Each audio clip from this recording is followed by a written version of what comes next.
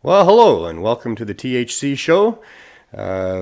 Back again after a brief respite due to the coronavirus shut us down there, but we're back, and we thought we wanted to continue to bring the show to you to have a little bit of normalcy going on. On the show today, we are going to have 8 out of 10 Glenn from CannaMatch.ca join us for the 420 session, and providing proper distancing. After that, Jerry Martin will be here for the Martin Medical Moment. My producer Neil is over there. We are all a hockey stick away from each other just to be safe, and we're washing down, the studio and stuff.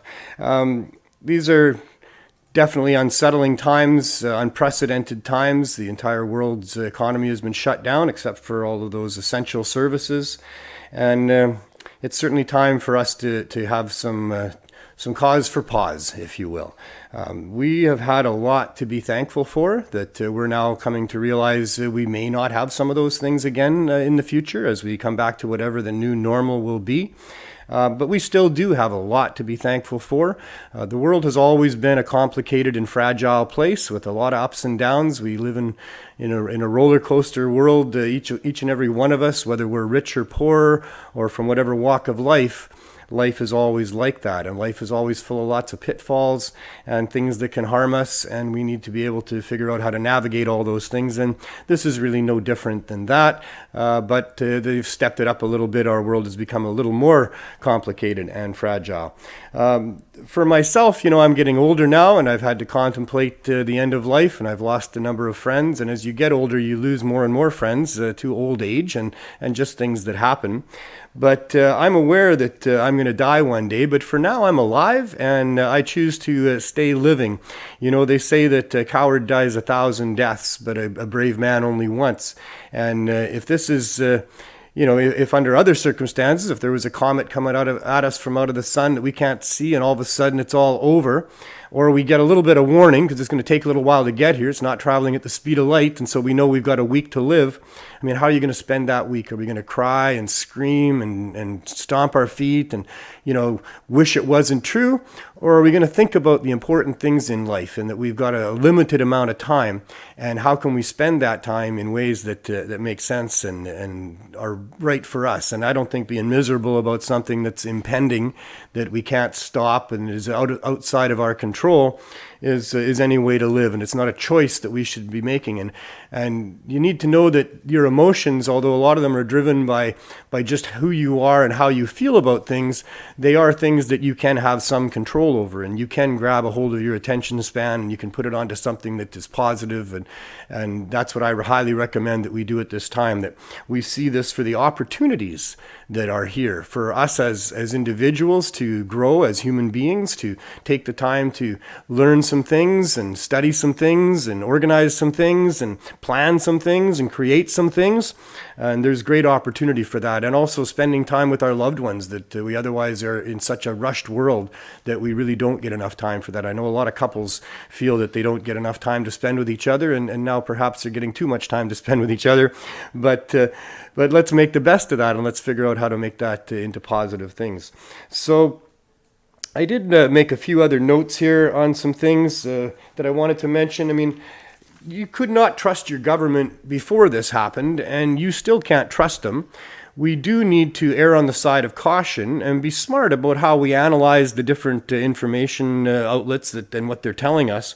Some of them are more credible than others, and we can see for ourselves what is and isn't happening.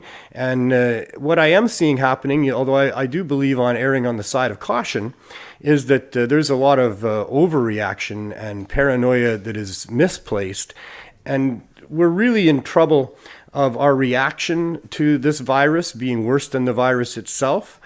Certainly the economic damage that's going to happen as a result of our reaction to the virus is going to be huge and very difficult to overcome. So,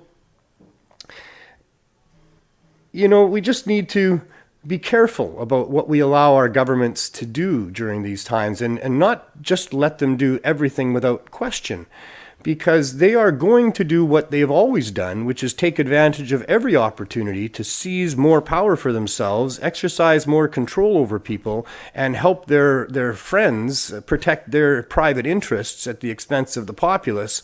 That's just what governments do in this society, because that's how our structure is designed. It's made to work that way because the people that have been involved in designing it are ones that wanted it to work in their favor to be able to do those things. So we still have corruption to a large degree to the very top of our government and all the way down. And now with this crisis going on, they are going to use it for opportunities to take away our rights and to exercise more power than they should. And we need to be vigilant about that to a degree. Hard to know what to believe. There's certainly a lot of different opinions out there about what's real and what's not real, and whether it's planned and who's doing what with that. And there's a lot to be unpacked over the coming years as to what happened here and what the results of that was. And in the meantime, whilst we're in the midst of it, like I've mentioned many times on this show, we need everybody. We need you to take your role, whatever that is, whatever part of this that you have close to your heart, something that you can see that isn't right, that you want to fix. Let's all do what we can. Let's be the change that we want to see happen. Let's be the people that make those changes happen. And let's not just sit idly by and watch what's going on. Let's have a role to play in it to some degree. Let's try to be responsible about how we play our roles in this as we keep government's feet to the fire with respect to what they're doing with all the extra power that they have, and why are they doing the things that they're doing, and why aren't they sharing some information with us that would make it easier for us to decide whether or not it's right or wrong what they're doing, and those types of things. Everybody's in a little bit of shock right now, and sometimes when people are in shock, they don't act as they should. So we need to breathe. We need to try to clear the cobwebs, see through the fog, and recognize what's going on and what's right and wrong about it, and what we can do to steer it in the right direction. So I wanted to mention all of that. This virus does not distinguish between the rich and the poor necessarily, although it seems like those people that were more prone to traveling probably are at more risk than those people that are homeless on the downtown east side of Vancouver, for example, where the authorities keep telling us that the virus has not yet infected. And we certainly hope that continues to be the case in that very vulnerable population there that don't even have the ability to self-isolate in many cases and things like that. So who's profiting from this? Who's not profiting? Who's going to be hurt by this? These are all questions that we need to ask ourselves in the coming days as things unfold, and try to minimize the damage that's going to happen to some people. Many business owners, maybe many people with jobs that they're not going to be able to go back to. Other things like that. The government is bailing out people. In Canada here especially, people are being given money, not loans, but actually given money to help them get through this. But that's all our money to begin with. That's all money that our governments have that we gave them to use on our behalf for things that we need, so that we need to be careful about how we take advantage of those programs that they're putting into place. And all of us do our part to try to get through this and recover, because the attempt to recover is going to leave a lot of people in the dust, and a lot of people are going to be hurt by this. This is an excellent opportunity for people to help other people, to see where other people are having trouble and struggling. There's a lot of different situations right now out there where people are struggling, and that's an opportunity for those of us that have the ability to help people to go out and help them in ways that are very profound. We all need to be kind to each other, to ourselves, and to this planet, and that's always been the case. I've never been a fan of random acts of kindness. I always thought, well, that's kind of silly. Why wouldn't you just always be kind? And we should always be kind. And there's a lot more tension out there in the world. There's a lot of people worried about stuff and not in control of their emotions. And let's try to diffuse that rather than escalate that and contribute to that. I know we all are feeling a little bit tense, and probably myself included, a little more prone to be jumping on things that I shouldn't in ways that I otherwise wouldn't. And I've had to counsel myself, and it's all about self-discipline as always, but counsel myself about how I'm feeling, why I'm feeling these ways, and what is the best way to conduct myself when dealing with other people and their feelings and their needs. So it's a great opportunity for that, and it's more than an opportunity, it's a must that we as human beings now pull together and help each other in a very, very tough time. There's going to be people that are going to be so afraid of germs. I really am concerned about our younger generation of people coming up. Children, they take the fears of their parents and they amplify it 100-fold. And then it takes a long time, many times, to unwind that as people grow up. So be gentle with your children about how we scare them about what's going on here. This thing that's going on, be it orchestrated, be it natural, be it whatever it is absolutely scaring the hell out of a lot of people. It's scaring the hell out of everybody about all kinds of different things, because we don't even know what the other side of this is yet. We don't even know, what we're going to get back and what we're going to lose, and how things are going to be different, and how this ends, or if there's worse down the road. So, be thankful for what we have this moment. Be vigilant about trying to hang on to it and make it better into the future. And, if we all do that, then we'll all be better. Funny how cannabis has gone from being the dreaded devil's salad to to an essential commodity and recognized as such. How it went from reefer madness days, where they had no medical value, still a Schedule I drug in the United States at the federal level as a commodity or a substance that has zero medical value, to being something that is so crucial for people and recognized as such, that where most businesses are being shut down throughout North America, in most places the medical cannabis dispensaries in the States are all exempt from those closures. Here in Canada, even the recreational stores, and in many cases in the States as well. Although now Ontario has decided that it's not an essential service to have the government stores. I think that's because the sales went down so much after they went up so much. The sales at the government stores went through the roof, 300% increase in sales once the pandemic hit. And then I imagine as people, for a variety of reasons, but probably some of those reasons are people realized the swag they were getting for the price they were paying wasn't good enough, and so that they've gone back to their growers that they know and the other people that deal outside of the system. And so here the Ontario government has decided, before it really looks bad on them, they're just going to close them all down. But now there's huge lineups at the post offices as people are trying to get their mail order weed out to other people or get it themselves. And now the LPs are crying that they're all broke, and it's all because of the COVID crisis, and that they should get government bailouts. And that's a bit of a joke on its own too. But it's just, I got to praise the activists, my fellow activists, for the work that we've done over these last couple of decades in particular, to get cannabis to the place where it is recognized in a world pandemic as an essential commodity, and the production in cannabis continues, because of that. So that's all really good. We're getting close to 420, but we're not there yet.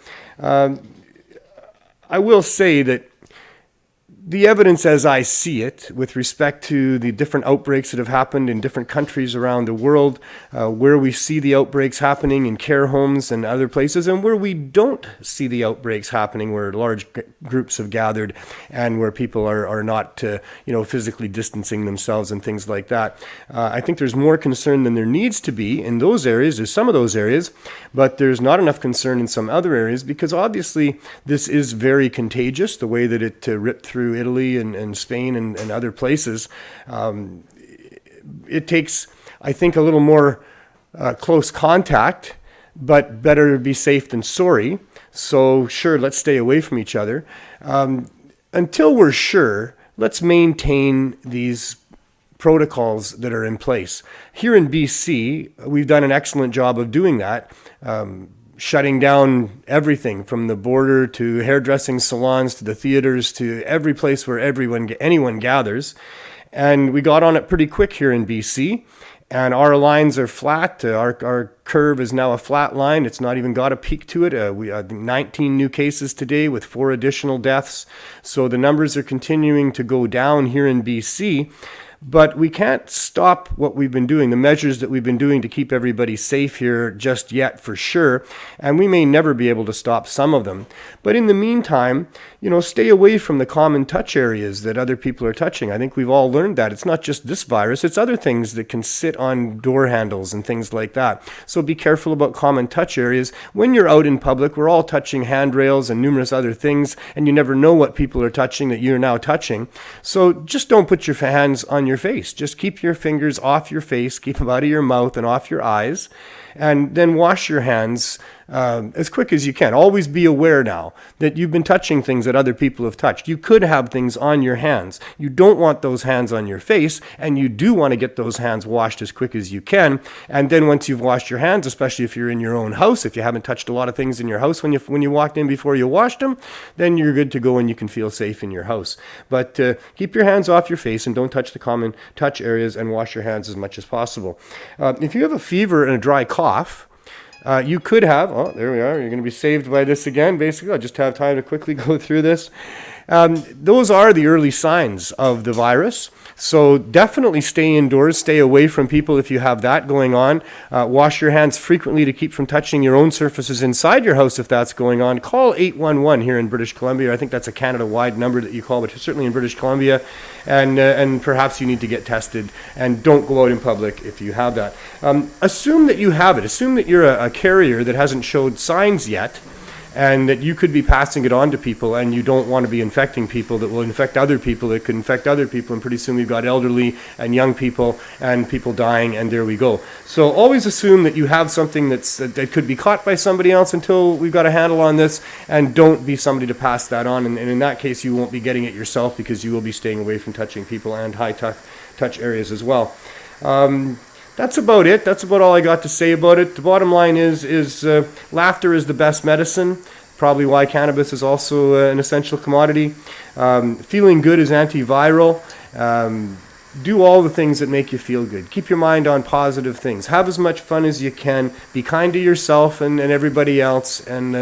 And we'll get through this. As they all say, we're all in this together. And seriously, globally, we are all in this together. This is a different world we're living in now. And we want to get to another side of it. I believe this too shall pass. I'm looking forward to a couple of years down the road, we can look back on that outbreak of the corona COVID-19 pandemic.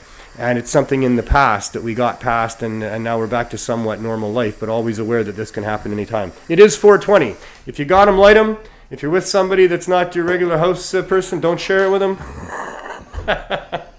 And Glenn Wells is here as always. 8 out of 10. Glenn, how you doing, buddy? Hey, how you doing? I'm all right. That's good. It's been a couple of weeks. When you're old like me, it's always good to feel good. You're always aware that feeling good is kind of special. I'm going to do this dab COVID-19 Oh, yeah, let's see that. Yes. So I got to watch my timer here. So Okay. I'm going to be at 30. Got to put my mask on. Okay. All right. Masks are important, During COVID-19. Oh, there we go. All right, and we got it up there. Yep, we can do it now. And we throw this in there. You never looked safer. There we go. And we throw this in here. There we go. Melt that in. And where's my carb cap? Uh-oh. Oh, yeah.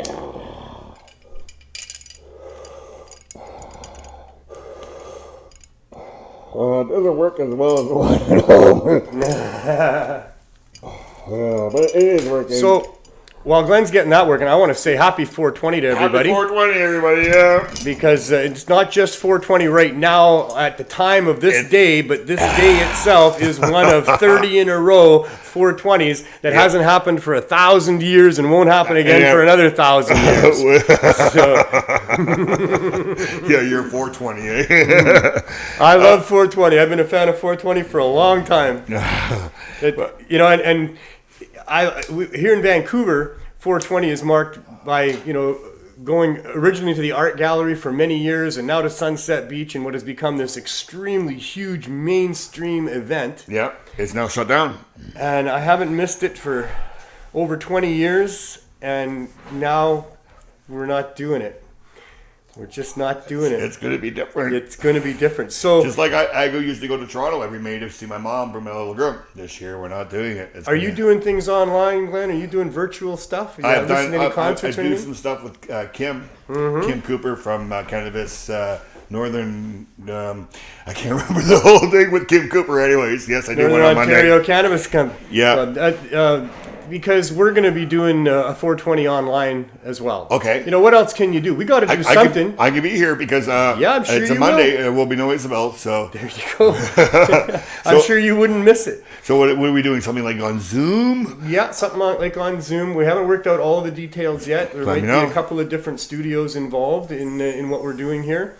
We might be going back and forth a little bit. We'll see. Okay. We're going to have some entertainment. We're going to have some speeches as we normally would. We're going to have interviews of different people. Yeah. We are going to be in the studio here. Yeah. Okay. Hockey sticks away from each other. Yeah. You know, I got my hockey stick right wiping here. down every time. Yeah. And we're gonna do it here, but we're gonna send it out online, and we're gonna do it virtually across Canada. So we're gonna have members from Atlantic Canada taking part, and the Prairies taking part, and Ontario. Nice. And so we're gonna have a big day of it on April 20th. I'd love to be part of that. TV.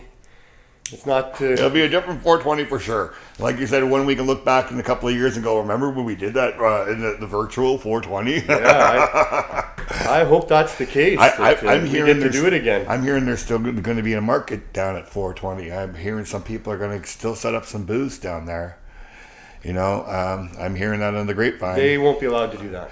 Yeah, yes. And, you know, it's too bad. I mean, do you think you probably should be able to do it a little bit, but I can just see the way our government is doing things, that they're not going to allow anybody to attract anybody. You know? They don't want to attract groups of people, so they're not going to let that happen. And I'm going to counsel the people that would do that to not do that this year. And I can't see this cannabis stealing unit attacking 100,000 people, but if there's just a few tables down there, I could see them doing it then.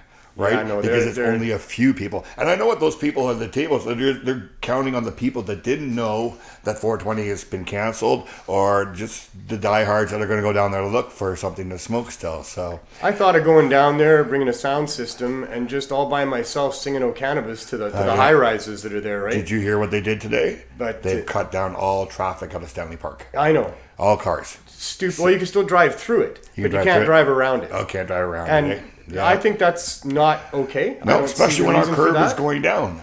Our curve is going down. I can see it. I drove around Stanley Park day before yesterday. I go for a drive every day. You're safe in your car. My girlfriend and we go for a drive.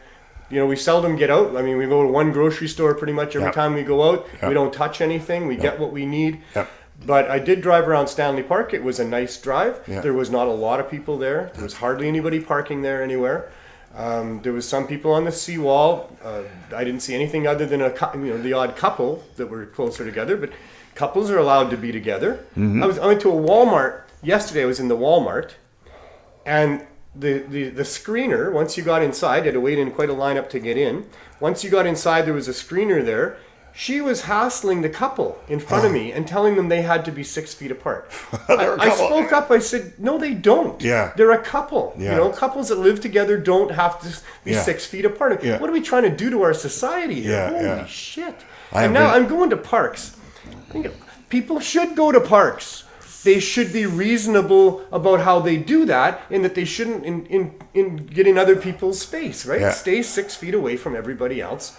Why not go to a park and stay 6 feet away? The government says, well, because they can't trust people to do that. Apparently, they gave out 1,600 warnings. I heard that, warnings, yes. To people that they felt were too close. I think those bylaw officers got too close to those people to do that in the first place. I think if they catch 1,600 people doing that, that means there was 16,000 people that did it, because I'm sure they're not catching more than 10%, you know? And I think if there's 16,000 people in a day, and there have been, not just yesterday or the day before, it's only been a week since they closed the grocery stores down from having masses of people in there. Up until a week ago, there was way too many people in almost all those big grocery stores. Now they threatened them with a $50,000 fine for having that, so now they got everybody lined up, only letting them in as they come out, sort of thing. But for a long time, there was all these large gatherings going on. And like I say, if they gave out 1,600 tickets yesterday or day before, there was 16,000 easy that they that offended. Where are there any cases that came from that. I want to know. Yeah. If there is, I want to know. Yeah. But we don't have them. You know, our numbers have been going down steadily. We were Yeah. under 60 for 3 days in a row, then 29 yesterday, 19 today. This is a reflection of the measures that they've taken. Yeah. But this week here still is a reflection of all those people that were in all those supermarkets and congregating on English Bay and too close in other places. So I think they're overreacting. I think they're overflexing their muscles. Yeah. I'd rather be more cautious than not. Yes. But I don't like excessive government powers. You know me. Yeah. And, surprise. And I hear that Bonnie Henry's not telling everybody where the cases are because there's a lot of towns that are saying, well, we shouldn't have to do this because there's nothing in our town. That's right. And they're not telling us. That's to human nature saying that, like, okay, well, there's no problem here. So why we want to know where the barriers are. Yeah, exactly. We want to know. Yeah. She is specifically saying it's not in the downtown east side. Yes, I know. Which is nice to hear. That's amazing, too. And amazing. And also an indication of how contagious it is or how it's getting into communities and things like that. Yeah. So, I mean, that's a great sign. We've got a lot of great signs in BC here. Yeah. And you can see what happened. Like Italy, for example, that skyrocketed so fast. But you look at how their culture is, all the big open markets, how people are so close to each other. It's a very huggy, kissy society to begin with, right? You know? So... now that people understand that if they're sick, they shouldn't be coughing into other people's mouths. Yes, You know, in fact, they should get a lot farther than that away from people. Now that people realize if somebody's sick, you don't go near them. Yeah. That we're all not touching those common touch areas. I mean, I think we can manage this. And if you do touch the common, make sure you wash your hands when you get home. Don't touch your face and then wash your hands. Yeah. That's the trick. Yeah. Not everybody's disciplined enough to do that. I'm not wearing a mask. I don't want to. I believe that what you breathe out of your body is not supposed to be in your body. So if I put a mask on it, it's just going to catch what I'm supposed to be breathing. That's a really good point. Right? So why would I want to breathe that back in what you breathed out? Yes, because what is it, carbon dioxide that we put out? After and who knows what other things your body's filters have decided to reject. Get rid of. Exactly. So So if you don't have COVID, don't wear a mask. But if you do, of course, wear a mask. I wear it at CSP. Yes, of course, because you don't know. And more for the protection of other people than myself. Yeah. Because I don't know. They say you could be asymptomatic. What is that? Yeah. That means you haven't produced any symptoms. You don't have a sore throat and you don't have a dry cough. But you could be carrying it. But you can be on the verge of that. Yeah. I listened carefully yesterday to Dr. Tam and to Bonnie Henry talking about these things. That it's possible. It's possible that you can get it from somebody who's shedding it from, 5 feet away. Oh, really? It's possible. Your coughing droplets are heavier and they're landing about a meter away. Yeah. But your talking droplets are not big. They're aerosolized and they can float in the air for a while. For a while. These things are possible. Yes. It sits on hard plastic, stainless steel for up to 3 days. Up 24 hours on cardboard, things like that. So because of those things are truths, apparently, and it's possible because of that, that's why they're taking the measures they're taking. But the truth is that there's very little evidence that people are getting it from those surfaces or from getting closer than 6 feet in. Yeah. So it's close contact. That's where it's close contact. And that's what we need to be very careful I have a problem with those could have and possible words, especially with the media, because there's a lot of could have. We could be sitting here and it's possible that earthquake could have BC could have an earthquake right now, but we're not all sitting at home and shutting down our businesses because an earthquake is possible. But some people do. And that's my concern. My concern combines with yours. Yes. Yours is that the media puts those things out there. Yeah. Mine is that there's a percentage of the population that takes that information and then goes, well, what if? Yeah. What if? I could be killing grandma. I want facts I could be, my news. Yes. I could, this could. Yes. It could. But the chances are so. We live in a world with a whole bunch of really slim coulds. Yes. Yes. A whole bunch of them. Not just COVID-19. I tell my little girl, an airplane could fall in our house while we're sleeping. That's a could happen. We drive down roads. Right? You and me, we drive down roads separated from other people going the other direction at high speeds, separated by a little line that we can see painted on the road. It takes one person slipping or falling asleep, having a heart attack, or anything. That car that's coming towards you next could be your death. And we skirt with that every day. Yes. Every day. But now we're all worried about a virus. that's worried about a killed. little virus. Not like We should be maybe worried one or about two- viruses. Yes. We should be worried about ones that are contagious, but not to the point where we are being. Yeah. There's still a lot more deaths going on with other things. The opioid crisis, alcohol. Yeah. Lots of things are killing people at a lot higher rate And we're than not that are worried being about killed it. now. Yeah. And we're not even aware of it because they don't ever talk about it. I believe that it is an exercise of the germ and the government seeing what we could do with these people. Let's scare them a little bit because we've got this and see if we can, Yeah, I'm going to give them the benefit of the doubt on that, Glenn. I think that they were reacting to things that happened. I mean, by the time it started to be clear that there was like hundreds and hundreds of people every day being diagnosed, and many of them were dying.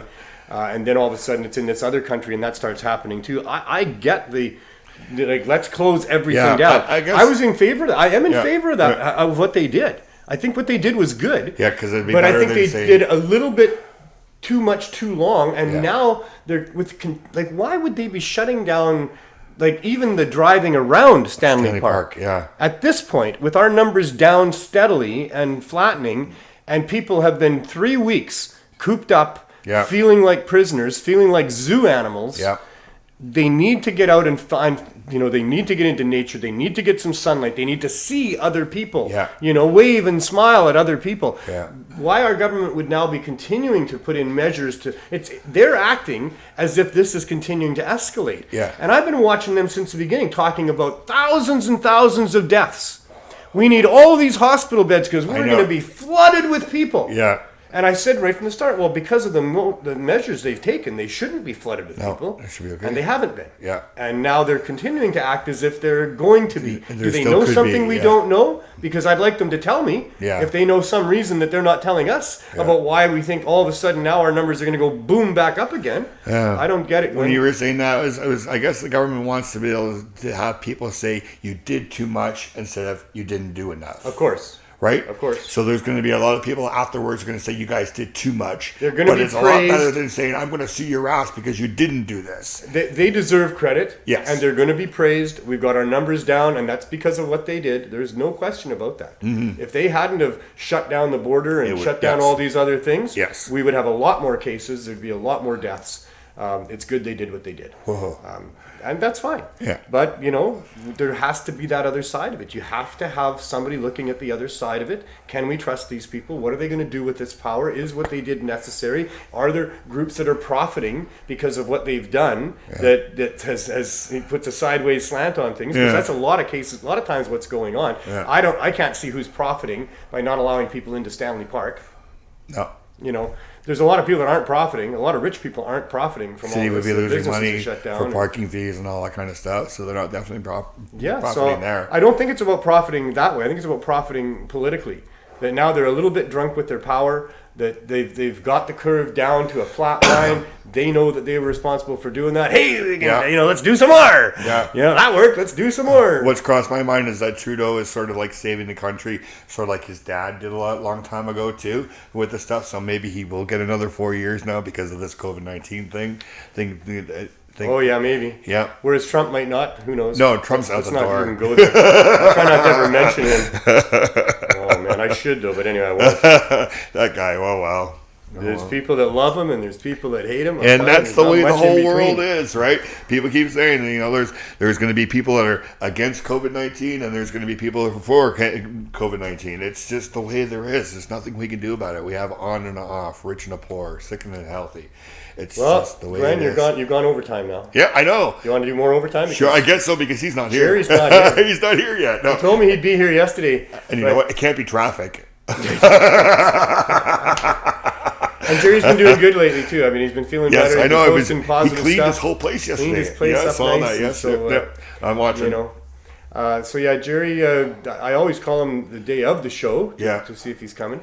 But I didn't do that today, so maybe he thought I didn't. But I did ask him yesterday. Let's take the time to say something for Bo. So I want to talk a little bit about Bo Sears, who's in hospital. Bo, we're really pulling for you and hoping for you, and that you can find some peace and she's got about 3 weeks left. They're saying.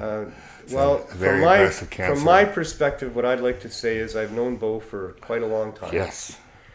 And John, she too. is a wonderful, kind soul of a human being who has done such good work in trying to further our cause through her particular niches, and she is much loved. Yes. And I love her, and so many other people love her. Yeah. She's left a hell of a mark here. Yeah. And then we can't even visit her because of COVID-19 too. That's going on with my my mother-in-law. Yeah.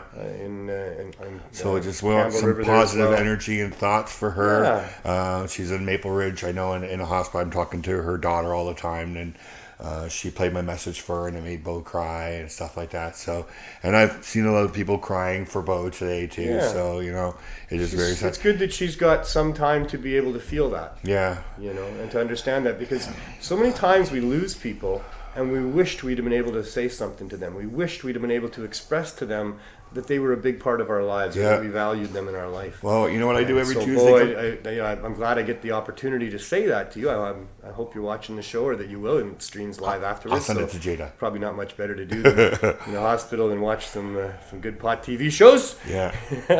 And we wish you were here, and we wish we could be there to see you and bring you some flowers and stuff, but it's just the way the world is right now. So we got to make the best of what we do have and what we can do. So. And she's on my way home, so on Tuesdays, like you don't know, but I usually call her up and say, hey, do you want to smoke a joint?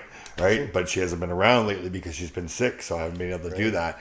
But yeah, every Tuesday, that's usually what I do, is just by the Haney bypass instead of, I'll go by it and go to her house instead and smoke a joint with her before I go home. Nice. So yeah, and there's a lot of people suffering like that. As I mentioned, my mother-in-law, Roxanne's stepmom, is in hospital with stage 4 ovarian cancer, and now taking a turn for the worst. Wow. And you know, like you say, you can't go see her. It's only essential travel to the island, and we wouldn't get in the hospital to see her anyway. Wouldn't even let you on the boat now. And a lot of people are losing their loved ones without being able to.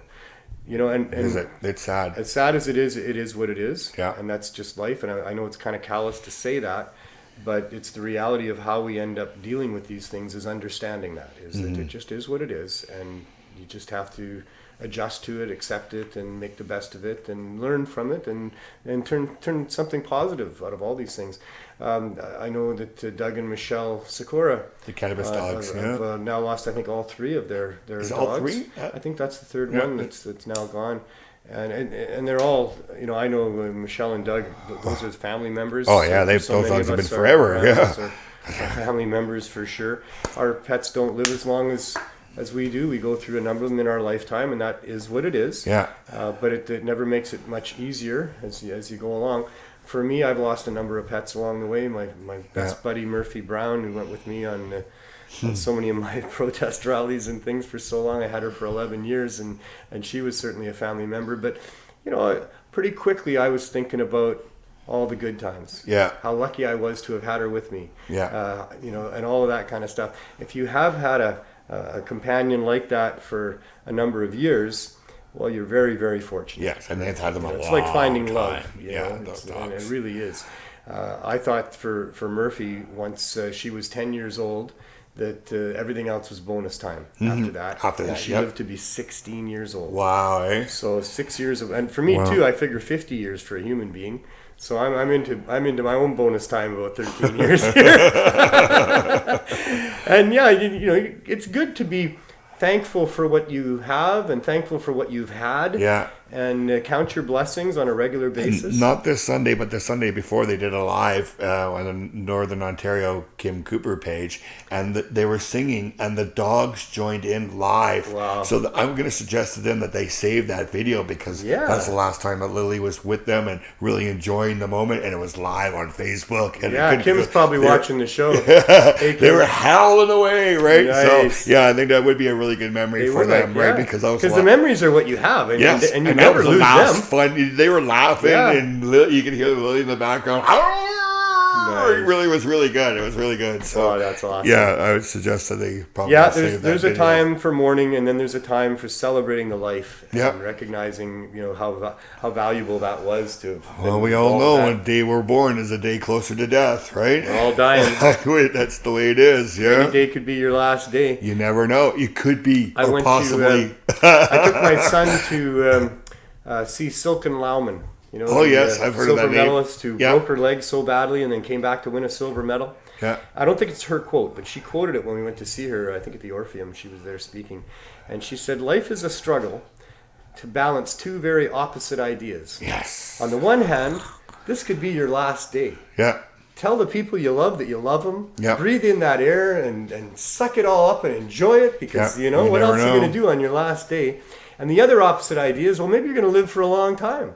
So don't be afraid to fall in love, Yeah. to take out a mortgage, to make plans, to Yeah. all of that kind of stuff. You got to live with that kind of double-sided thing going on there, where you're aware Yeah. that just how special and precious this moment is right here. Yeah. Because you don't know how many you're going to get after that. Even if it's a bad day. But also look forward to the future. Have that hope Yeah. about the future and make those plans and have those visions of your life in the future. So yeah, I really, really valued that little lesson that I got out of that scene. I'm sure there was a lot of lessons that night. It was a thing where powerful women present. That's Yeah. what it was. But that's what I really remembered many years later from her, was this one particular thing that she said. So yeah. So Jerry Martin is not here. So we're going to talk about Jerry. That's what happens, Jerry. When you're not here, we talk about I you. hope your ears are burning. Jerry is a fine young man. Oh, yeah. Older man. Oh, he's a fine young man. Yeah, he's been at it for a while. Yes. According to him, I didn't know him, but you know, he was on the other side of the law for quite a while. Oh, yeah. He struggled with addiction and hard substances for a while in his life, and I think he's of good stock, and I think he's of good. The king of good compassion. breeding from his family, and I think that because at some point he decided to shake that off, set that behind him, and give back. Yeah. And so he did that. He was in Vancouver, but he moved back to where his mom was in Whitewood, Saskatchewan, and opened up a couple businesses there, and opened up a cannabis dispensary, a medical cannabis dispensary, strictly adhering to all of the rules of Health Canada for you know, although there were no rules for dispensing cannabis as such. No. But you know, requiring a doctor's signature to verify a diagnosis and all that kind of stuff. And then after 4 years of running his dispensary, having a membership of over 1,000 people in a town of about 1,000 people, he got a letter from Health Canada saying cease and desist, and he couldn't do that. Yeah. You know, can't do that. Especially when you got 1,000 people. You can't just turn your back on 1,000 people. I wouldn't be able to do it either. You can't. No. And especially if you got a heart and a soul, and Jerry's got a bigger heart than most, and you know, he definitely got a soul going on, and so he couldn't do that. I mean, he'd also, to be fair, been living under, you know, criminal sanctions. Yes, you know, not gray being area. allowed to do that forever. Gray right? area, yeah. But he was also doing that in a world where the courts had sided on people getting access through storefront dispensaries, and in a world where. Service. And now it's an essential service, of course. Essential service, yeah. But also where there was like 160 plus dispensaries in Vancouver. There was another, you know, dozens and dozens more in other places across Canada. Trudeau was talking about legalization, saying that we wouldn't even need to have a medical program because legalization would open it up for everybody. Yeah. And he felt that he would be included in the new legalization and able to continue to help the people he'd been helping, and couldn't see how he could stop helping them, like morally. Yeah. And so he didn't. And sure enough, the local RCMP showed up one day and put him in handcuffs, and they ended up seizing his cars and his properties and his bank accounts. And that's over 3 years ago now, over 40 court appearances later. He still hasn't had his actual day in court, where he'll kick the shit out of whichever prosecutor wants to be brave enough to bring him into a courtroom. Yeah. And I don't believe for a minute that they're ever going to allow that to happen. No. That they're going to oppress this gentleman and drag him, torment him, Make him make your deal, right? all the way down here, and then eventually just drop the case. So Jerry comes on the show here because of all of that. But because we want to use that segment to talk about the other cases that are going on, because he's not alone in his constitutional challenge. There's a few others that are going on across Canada, although nothing's going on right now. No, everything's closed down. No courts. Even my case in Toronto has been changed to Zoom now, so I don't have to fly to Toronto in May. So there's already, prior to this happening, Yeah. a whole bunch of cases that get thrown out just because they took too long Yeah. in the first place. I suspect that that'll be the excuse they use now to dismiss Jerry's case after this is over. I too. thought that Jerry said that he signed a piece of paper that waived that right. Yeah, but for- that's then, for and him this to- is to now, be able and to this call is that. now another whole pandemic later. Oh, so and that- I suspect those courts aren't going to be open for months. Yeah. And So I you think the law? The I law think they're can going to still throw a just lot of throw them that out. away. Yeah. And now, because medical cannabis is an essential service, an essential commodity, how the hell can they ever justify using our tax dollars to persecute Jerry and bring him into court Yeah. for helping people get medical cannabis? But that's only it's never not government been an medical essential cannabis. commodity. Yeah. You know, you can ask any medical user, they'll tell you it was never not an Yeah. essential commodity for them. Yeah. It was you know? always it's something And we- Jerry's nothing but a hero. He's the guy that in the face of possible persecution and prosecution and risking all, he went ahead and helped people. He's a hero, for God's sakes. So, they need a real big rethink on not just his case, but all of the past sins of our governments against the people that are trying to help people get cannabis. Yeah. It's been horrible. It's made me think. Yeah. Yeah, so there's not much else going on with other cases to report at this time because they're all on hold. Yeah. Pat's too, right? Pat's too, and Pat was Heidi, here, was Chartrand watching. in Halifax. I'm sure. I mean, hers was supposed to go, I think, at the end of the month, but I'm sure that's not It's going. gonna I be- didn't check with her today. I usually check with her, Oh, yeah. but I don't think any of that's going through. And hopefully, it all gets thrown out now with apologies. Yeah. I mean, what Well, lawyer's not going to go into court on don't behalf know of if their they'll client and say, apologize. "Well, Your Honor, Yeah. things have sort of changed a little bit here, haven't they?" The government's view You know? is if they let you go over the charges, they don't have to apologize. Yeah, well, that's their that story might be their sort of view, thing, but right? that's not the real ethical, moral view of things. The Yeah. real ethical, moral view of things, they owe us a huge apology. Oh yes, yes, Uh, yes. They owe so many people a huge apology, and they owe them a lot more than that too. They owe reparations to people, and they owe reparations that they could never possibly come up with Yeah. because of how harshly they've ruined some people's lives, how much they've lied to people about a harmless, helpful, Yeah. beneficial Well, like plant. I was saying If you're going earlier. to you're going to restrict something. Yeah. There better be a good reason for that, and not just because some other people want to make money on a competitive product. Yeah. There better be, if your government's going to restrict you, a free person, from accessing a flower, a plant, something in nature, there better be a damn good reason for that. And if they decide that they have to not only restrict it, but use the criminal law, Yes, I know. the criminal law, Yeah. holy shit, people, the criminal law. That's a horrible thing to call somebody as a criminal unless it's a flower crime, because then it's a badge of honor. But other than that, a criminal is somebody who has spent time thinking in their brain about how they can hurt somebody else, Yeah. and they go ahead and do it. That's what it takes to be a criminal. Two things that are not present for flower crimes: mens rea, actus rea. Mens rea means you thought about it, you understood it. You understood that if you did what you're thinking of doing, somebody's going to be hurt. That's their property, not yours. That's their physical being you have no business touching. So you thought about it. And actus rea? You went ahead and did it anyway. What a scumbag human being would do something like that. It's one thing to hurt somebody by not thinking clearly, because we all do that sometimes. It's Yes. negligence. Yes. You just don't think clearly about what's going to happen if you do this, and you go ahead. It seemed like a good idea at the time. That's one thing. But when it doesn't seem like a good idea at the time, it seems like an idea that's really going to hurt somebody, and you still go and do it, well, you're a nasty scumbag, and we call those people criminals. But they've, of course, watered that all down, because most of the criminals in our country are people that are there for flower crimes, and that's not really a crime at all. Never has been, never should have been, never will be, can't be, because nobody growing pot, selling pot, or smoking pot is thinking in their head, well, I could do this, but it's going to hurt somebody. It's not, though. Nobody's ever thought that. But that's, Yeah. And that's because I guess the people grew up from the 30s and 40s hearing cannabis was bad, and then the kids would hear their parents say that, and it just went on and on and on and on, right? Just like you and I will remember. They were all alcoholics. The government was telling us to build bomb shelters because the Russians were going to bomb us. Remember the Cold War, right? You know, like I know, most people back 40 years ago were alcoholics. Yes. Oh, yeah. It was what you did for every celebration. It was what you found every excuse you could. And if you couldn't find an excuse, you just got together anyway. My uncles were randomly throwing parties where you're all showing up with big boxes full of booze constantly.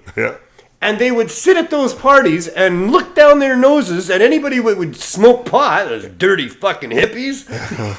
Seriously. They did that. I know they did that. They did that. And then long-haired hippies. Yeah, those long-haired hippies. Look at those. Flower power. Oh, how disgusting. Tie-dyes. They're pounding back their beer or their whiskey, and you're looking at somebody that's inhaling some magical vapors and going, look at that dirty hippie. What the hell? Stupid guy smoking. Drugs are bad. People are asking if I can see comments on here. No, I can only see the video, and it's catching my eye. That's why I keep looking down. Well, I seldom look at the chat, but I see that John's saying, how can flower and crime be in the same sentence? Yeah. I can do that for you. Anything to do with flowers is not a crime. Yes. Flowers are nice. Yeah. There are some poisonous flowers. There are, yes. And I suppose if you could use them, to someone's demise. You know? I mean, I'm sure that happens. I know it happens. But this isn't one of them. Yeah. This is not one of them. This is peace and love, like you said. This is the flower children's generation of peace and love. Flower power, wasn't it? It's an anti-violence. I remember, like as a kid, I had a big button that said "flower power" on it. Peace, right? Yes, everywhere. Peace. Yep. And if indigenous peace, people love. were using peace pipes, yeah. Well, you got to know what was in the peace pipes. Yeah. and the intent of magical vapors. Wow, Jeremiah Vandermeer. Come and join us. Come on. All right. We'll make room on the couch. Okay. Right. No. Oh, we gotta wipe it down first. Sorry, Glenn. All right. I promised him that I would not make him sit with anybody on the couch. Oh, okay. Yep. Well, He doesn't care. You can stay, but maybe Carly, you should come and sit with me. well, Carly can sit with Jeremiah. And then can we get another? Yeah, I'll get a wooden chair and I can sit on the outside. Yeah, absolutely. Yeah. Well, What about this stool here? All right. Is that good? Well, I've got scoliosis and I prefer a chair for it. Is that contagious? Yeah. No, it's not. It's contagious. No. How about one of these guys?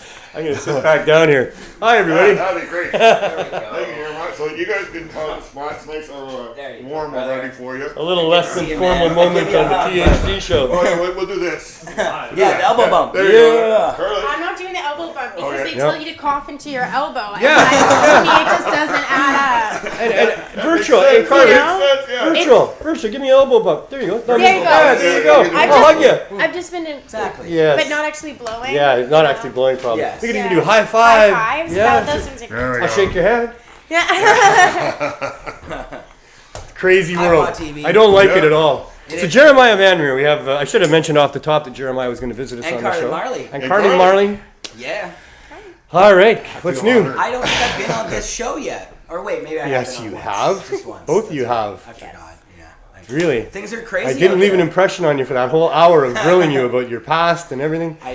It's nuts out there. All the windows are boarded up in the neighborhood. I know. And everything. It's an apocalypse. It really is post-apocalyptic. I feel I'm like in the third week of the new apocalypse. It's weird. I never really believed that this would happen like this crazy, Like, we've heard about this kind of stuff in the past, but it is really weird to actually see it. It's surreal.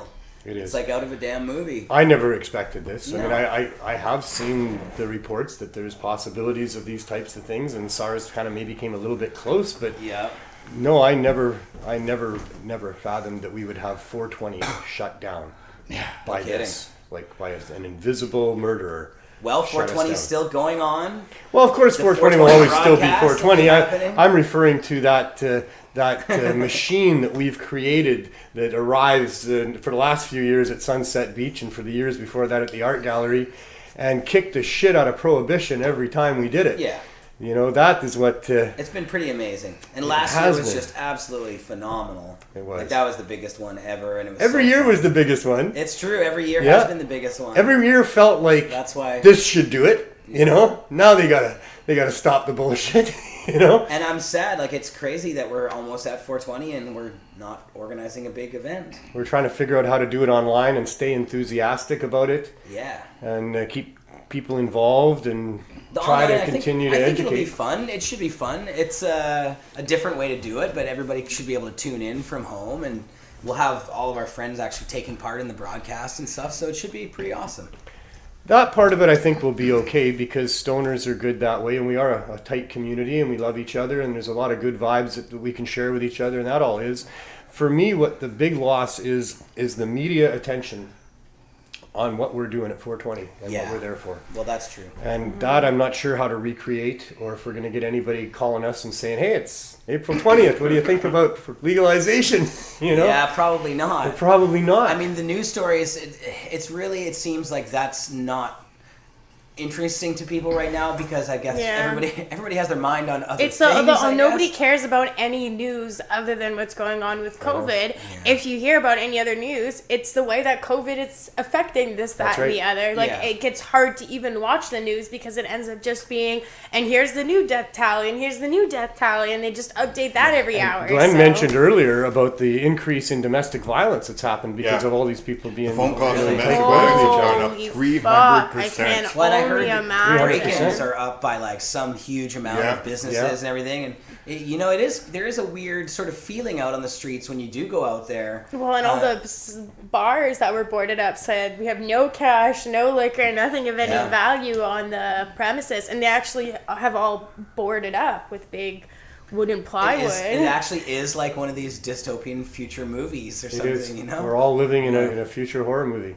Yep.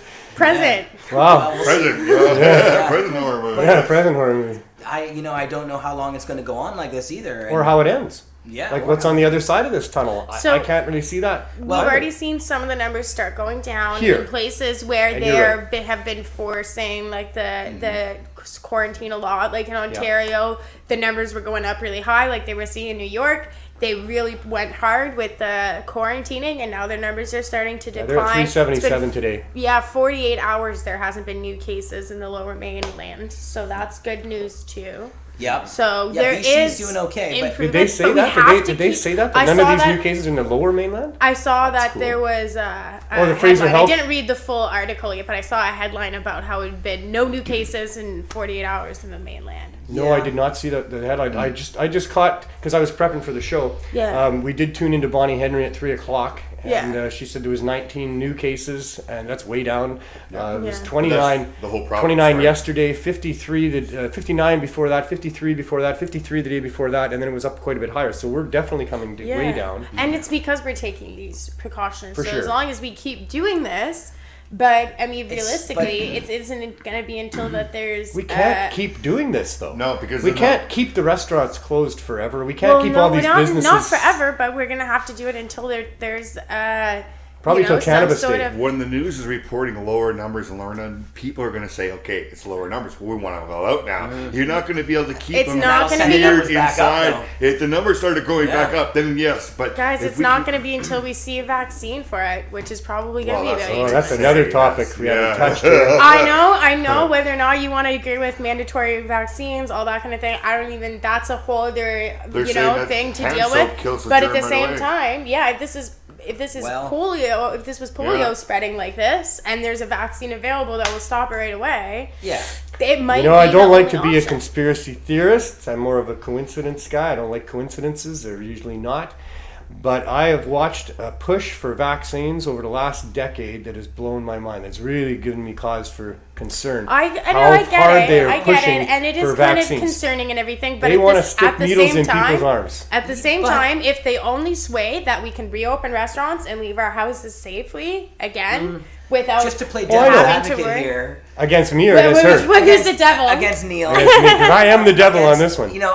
Although in the past I've maybe not been 100% with the whole vaccine thing, especially for flu vaccinations and stuff, because it changes so quickly. That even if you get a flu vaccination, you probably got last year's flu vaccination or from however long ago it was, so it may not actually help you. I mean, again, those numbers, I think you could analyze those in a bunch of different ways. But vaccines are it's pretty clear that vaccines help people, especially when it comes to big ones in the past. Oh, for sure. And like things like polio and other things. Absolutely. I mean, you can't discount that, saying they want to stick needles in people's arms. Well, there's probably a reason they want to, because it stops people from dying, right? But I agree that there's maybe some of that motivation, but what I see is that there's other motivations, and I don't think it's just the billions of dollars that pharmaceutical companies would make if everybody got a vaccine that they provided for people at taxpayers' expense. Yeah. I think it's more than money. I don't know what it is. I don't know if there's something in that they're sticking in us for future mind control. I mean, that's crazy. Well, but I don't know. Seems a little And far-fetched. all I know is that there has been a huge push to get people vaccinated for a variety of different reasons, more than what is reasonable, in my opinion. Well, but and the now reason this there's comes a along, push for- and this is the one where people are going to line up and say, please. When I first decided to be an activist, I remember saying to DML, people are never going to stand for what you're talking about here. Like, they'll be rioting in the streets. And it didn't take me too long to understand that, nope, people are going to demand that their rights be taken away to protect them from whatever is the danger that the government's going to protect you from. And here we have it. We've got this now big danger, and everybody's going to be lining up with their sleeves rolled up going, please. Well, and I'm not sure I am, but we'll see. I think in this situation, it's all about the numbers, right? And again, like the stuff that seems negative about the vaccinations that they've been pumping out to people are the claims of giving them autism to kids. Or it's more about the nanobots. Okay. No, wait. And there's also the sudden infant death syndrome stuff. That's where the issue really when they give the vaccines to these kids, a lot of them die in the United States of sudden infant death syndrome.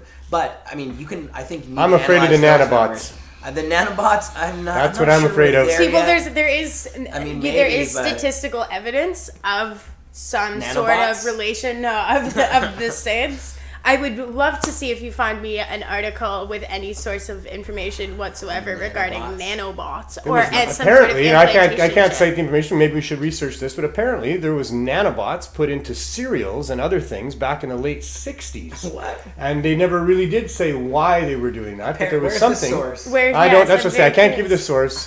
Someone said is my source on this one. Well, I would people out there research this for me. I'm sure we got some people that'll get on that, but. No, the government, I don't trust them. I don't trust what they do with the technologies that they have.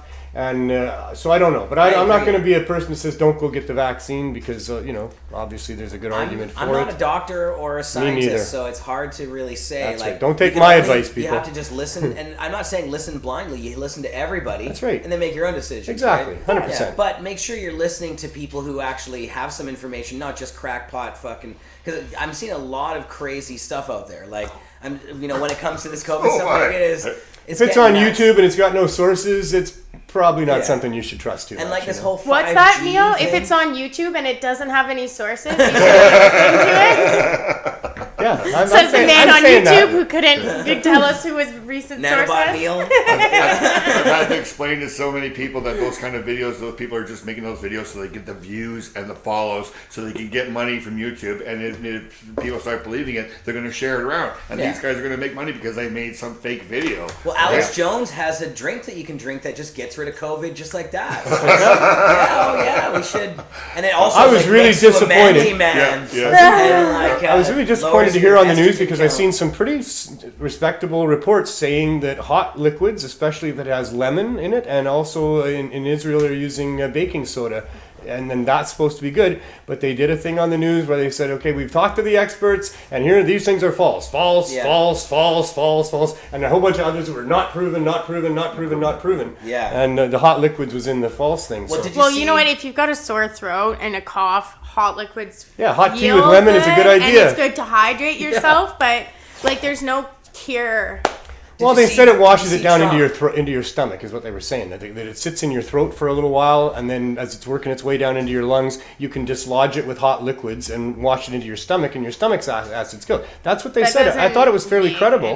But, Did you see Trump over the past few days been talking about this hydroxychloroquine? Yes. And about how he's like, well, the scientists are saying they don't know, but you should just get it and try it. So now people that need it. And he keeps saying this over and over. Just take it. What's the risk? What's the risk? And he said, well, yeah, what's the harm? But did you see today, I was looking on my Apple News feed on Huffington Post, one of the top stories, Trump has an investment stake in the company. Oh my God! Yes, of course he does. Are we surprised, Dave? Of course he does. And meanwhile, I saw today on the news this woman with lupus shit, who right? uses that and can't get a proper supply anymore because everybody's buying it. Yeah, exactly. Well, and also him being like, just take it. What's the harm? What's the risk? 30 seconds on Googling. One of the risks, a loss of eyesight. Another one of the risks, Right. Yeah. massive heart failure. Your Like, life. guys, tons of risk. Heart failure. like that's kind of a risk to take an unnecessary medication that doesn't actually do anything and could potentially lead to blindness or death or a whole slew of other issues. He's the biggest huckster out there. It's always it's related to him making money somehow, no matter what it is. And it's like, the contradictions. Be just damn near guaranteed. It's this one day and the opposite the next day. It's like, yeah. man, I've never seen anybody lie so much in my life. It's quite remarkable, quite actually. remarkable. Yeah, but he's like seriously a snake oil salesman up there pitching his product, and now we realize that he's literally making money from. Wow. It's just unbelievable. Wow. Yesterday it was Advil. Don't take Advil.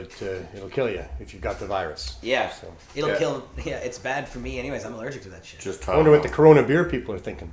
Time for a rebranding, maybe. No, I know what they're thinking. Out of business. Yeah, probably. And not kidding. Yeah. No, they have stopped. They've ceased production. I'm sure, yeah. Yeah, they literally. Never as to of come a back couple again days under ago, that name. They're gone. Yeah. Why would they do that to them? Yeah. Like, what does Corona mean? I'm sure it didn't what's mean the death. etymology of it? You know what Corona, I mean? it's like the thing around the sun, isn't it? Yeah, Corona. Could they not have come up with any other name that wasn't related to like? Was it a thing back then when they came up with brand? Corona beer? Was coronavirus a thing back then? It probably not. wasn't. No. But if you think of it afterwards, and this is all gone, they could have Corona days and just be drinking Corona, and make up all the sales that they lost. They could spin it, maybe they a could little spin bit. it around, They turn it into a positive, right? COVID is easier to say than Eventually they'll Corona be back, anyways. actually. Why did we even need to throw the Corona word out there? Have you seen? Why hasn't it just been COVID? Have you seen some of the stories that Chris Bennett's been sharing around on his Facebook page? I do see some of that stuff. I see some. I'm not sure which you're referring to. I'm referring to the ones that say where the virus actually came from in the first place. So there's all these conspiracy theories out there about different things. Yeah. But, usually Chris Bennett is pretty good with his posts. He's not... his conspiracy theories are usually spot on. Well, no. But you got to remember, Chris is in isolation. He's been housebound for a while. He could be going crazy. It could be cabin fever speaking. I doubt it. But it is interesting. The articles that he has been sharing do say that there were two places, like these virology places or whatever the hell Winnipeg they are, in Wuhan, China, and in some communication with taken Canada. from the Winnipeg lab to... I see some of that. I don't know what to think of it. We'll unpack all this stuff in the years to come, perhaps. Maybe.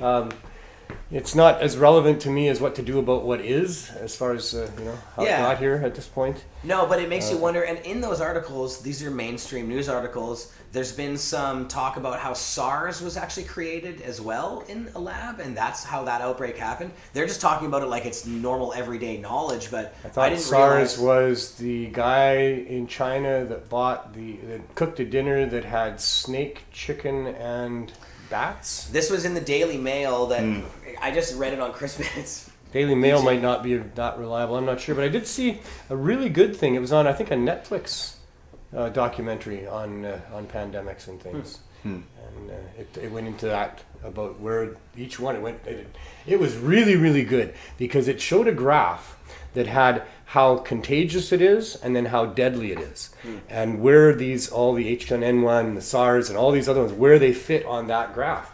And the scary thing is that there could be some virus come along that is extremely contagious and extremely deadly, and this could be nothing compared to this might be just a walk in the park. There could be a walk in the park compared to what could happen here. And and I was mentioning this on Jeremiah's show. This is one of the reasons, if there's a lot of people who don't really care about climate change normally, this should be one of the reasons you should care about climate change. And I won't even touch on the global warming thing. I'm talking about climate changing the climate that is naturally there, destroying animals' natural habitats. The more we push into these non-human habitats, the more non-human viruses we're going to keep finding. More coming out of the utopian thaws. viruses are going to be... Yes. I was reading an article about that too, about how there's going to be all sorts of viruses from years past. I think it was 23 new ones they found just recently, in thawing out ice. Exactly. Yeah. So if we want to stop getting viruses from zootopian animals and from decades past, we have to actually care about the way that we're impacting our environment. Otherwise, our environment's going to fight back. That's an awesome point. I worked in insurance for a long time, and what I would tell people when they have a claim is, well, feel lucky. Because it could have been way worse. And maybe now, because you had your home broken into and you had some things stolen, you're going to now upgrade your security, make it so that those areas that burglars can get in through can't get in so easy. Exactly. You might just be protecting yourself from something that's going to come down the road that now you won't have happen to you because of it. And maybe this is going to get us to be careful about common touch areas and touching our faces and all of these things that we're now having to do. Maybe we're going to have a world that's better able to handle a much worse pandemic down the road if it happens. So. If that was a problem, then why didn't we have it when we were living in going to the Washington and outhouses, living in shacks like the old the horse days and stuff like that? There was all kinds of things we were that always happened. Constantly touching our, we weren't washing our hands after. Yeah, and there was lots of problems. We're still here today. Well, you're still here, but some other people aren't, and it did cause lots of problems. There's been a lot of fecal-borne diseases and waterborne diseases and things from standing water and pollution. Yeah, the thing is, they do happen, like the flu and colds and all that stuff happens all year long, and a lot of people do die. We're more talking about things that are in like standing water or in sewer water and those sort of things. Those are things that'll make you really sick and die that aren't the flu. Well, that's true too. But I mean, what I'm saying is there's a whole bunch of stuff out there right now that will kill you. It's like how many. There's quite a list. Quite a list. It's just that it doesn't seem to happen all at the same time, right? And that's why they're doesn't shut down the global economy. Exactly. The problem is that if the hospitals get overwhelmed, then you end up getting this increase in deaths that's really huge. Right, because now they can't protect themselves. The healthcare workers all get sick and boom, right? Yeah. Well, and that's one of the things a lot of people are going, well, people should be caring this much about cancer and about diabetes and about other issues. And absolutely it is true, but one of the differences is that healthcare workers are potentially going to catch cancer, and they can't potentially catch a lot of these issues that are putting people in hospital and can kill people. They kill them slower, and they're not as contagious. So it's and we don't hear much about them. Make as much of an impact. If somebody you work with gets cancer, you don't need to shut down the department for 2 weeks to make sure it doesn't spread to anybody else. It does seem a little heavy-handed in the way we're dealing with this as compared with, say, diabetes or even cancer, in the sense that they haven't even shut down tobacco, or anything to do with it, and that's how people die from smoking, and all of a sudden, we've got money for poor people. All of a sudden, safe supply is important. Like, what was it not important before this happened? Thank you. Why the people on the downtown east side not been risking their health and safety and life every time they go? We got another pandemic going on. We got several going on in the world, but they're not getting the attention this is getting, and they deserve. Well, now they're getting more attention. And now that isn't actually an interesting one because my kind of point is some of these issues.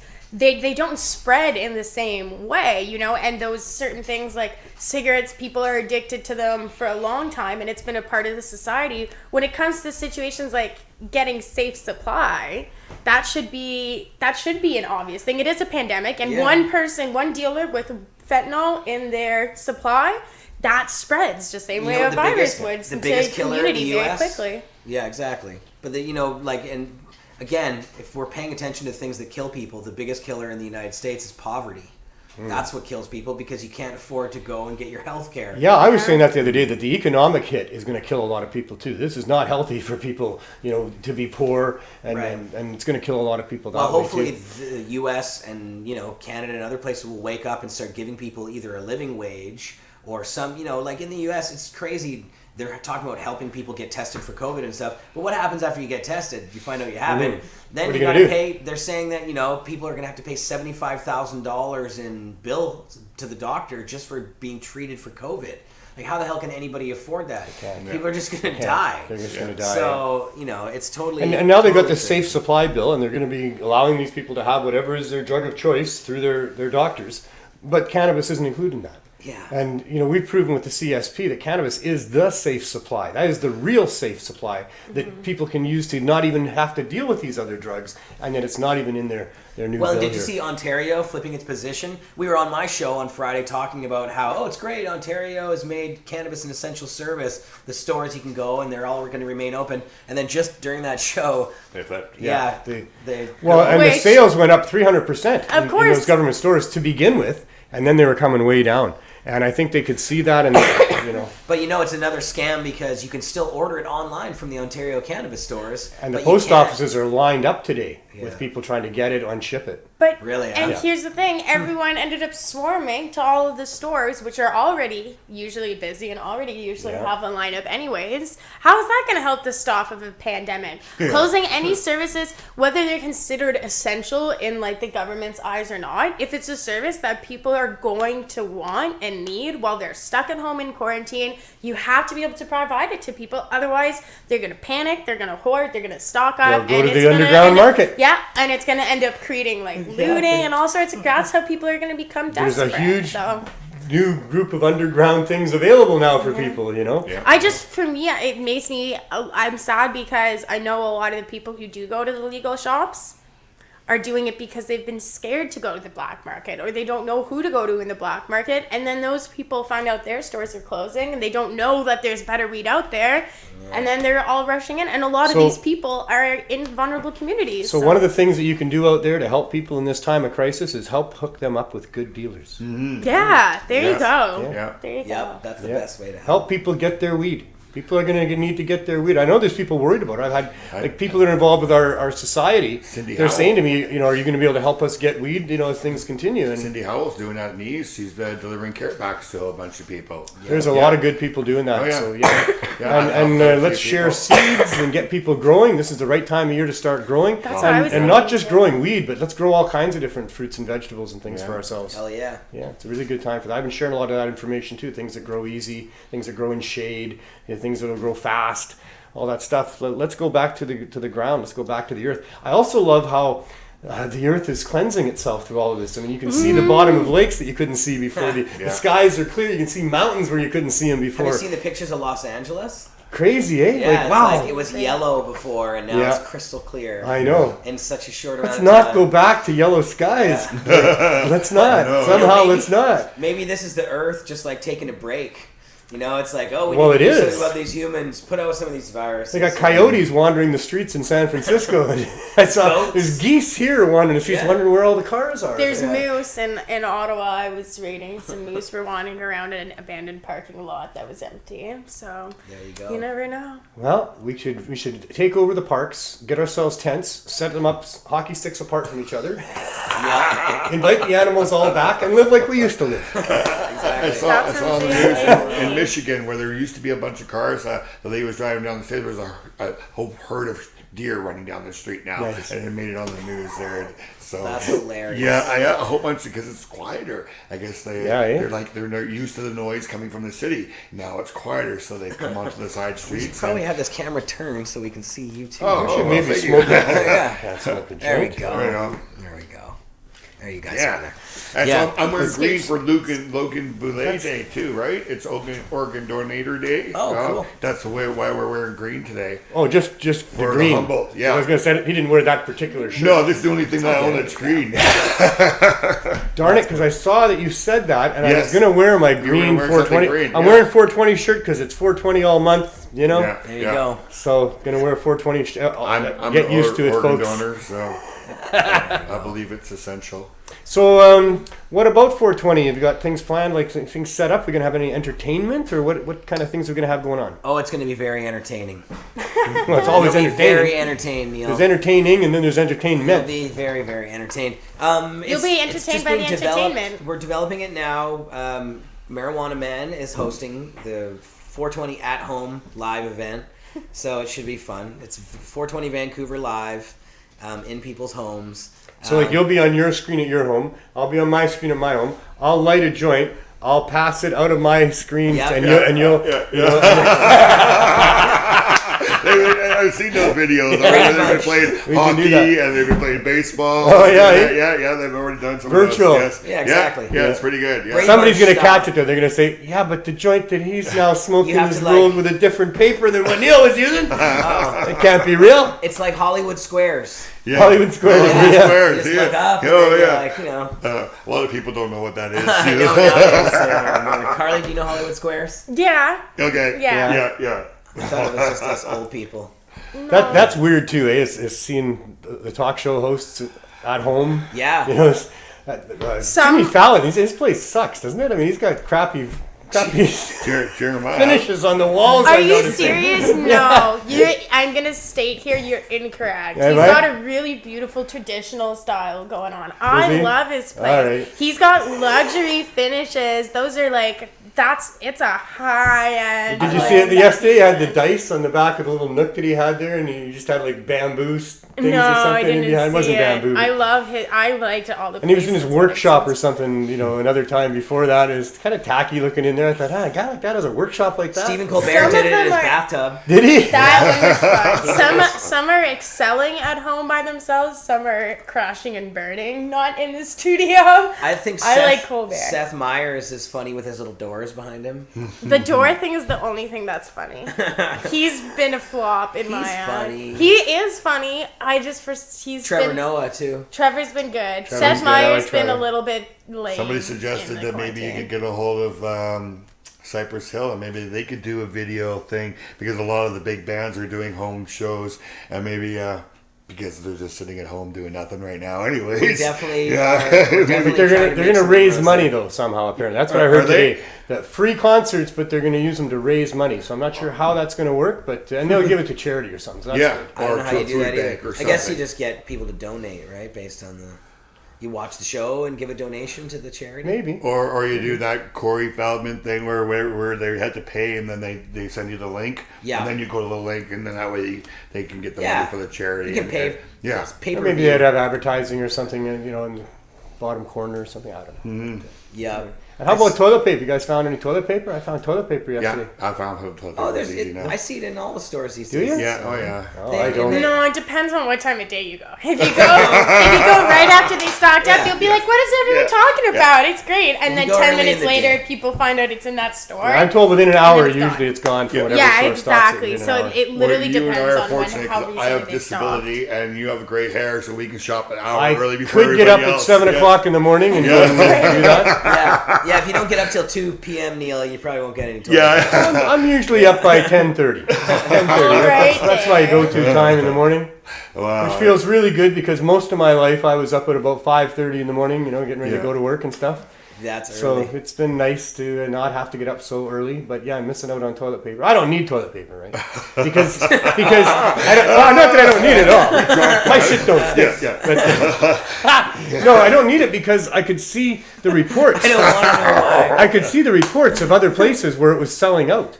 So I bought some when I saw that happening. I just, every time I went into the grocery store, I bought a couple packages. So I've got some at home. Not too much. I don't have enough to rob me. Don't be coming to rob me.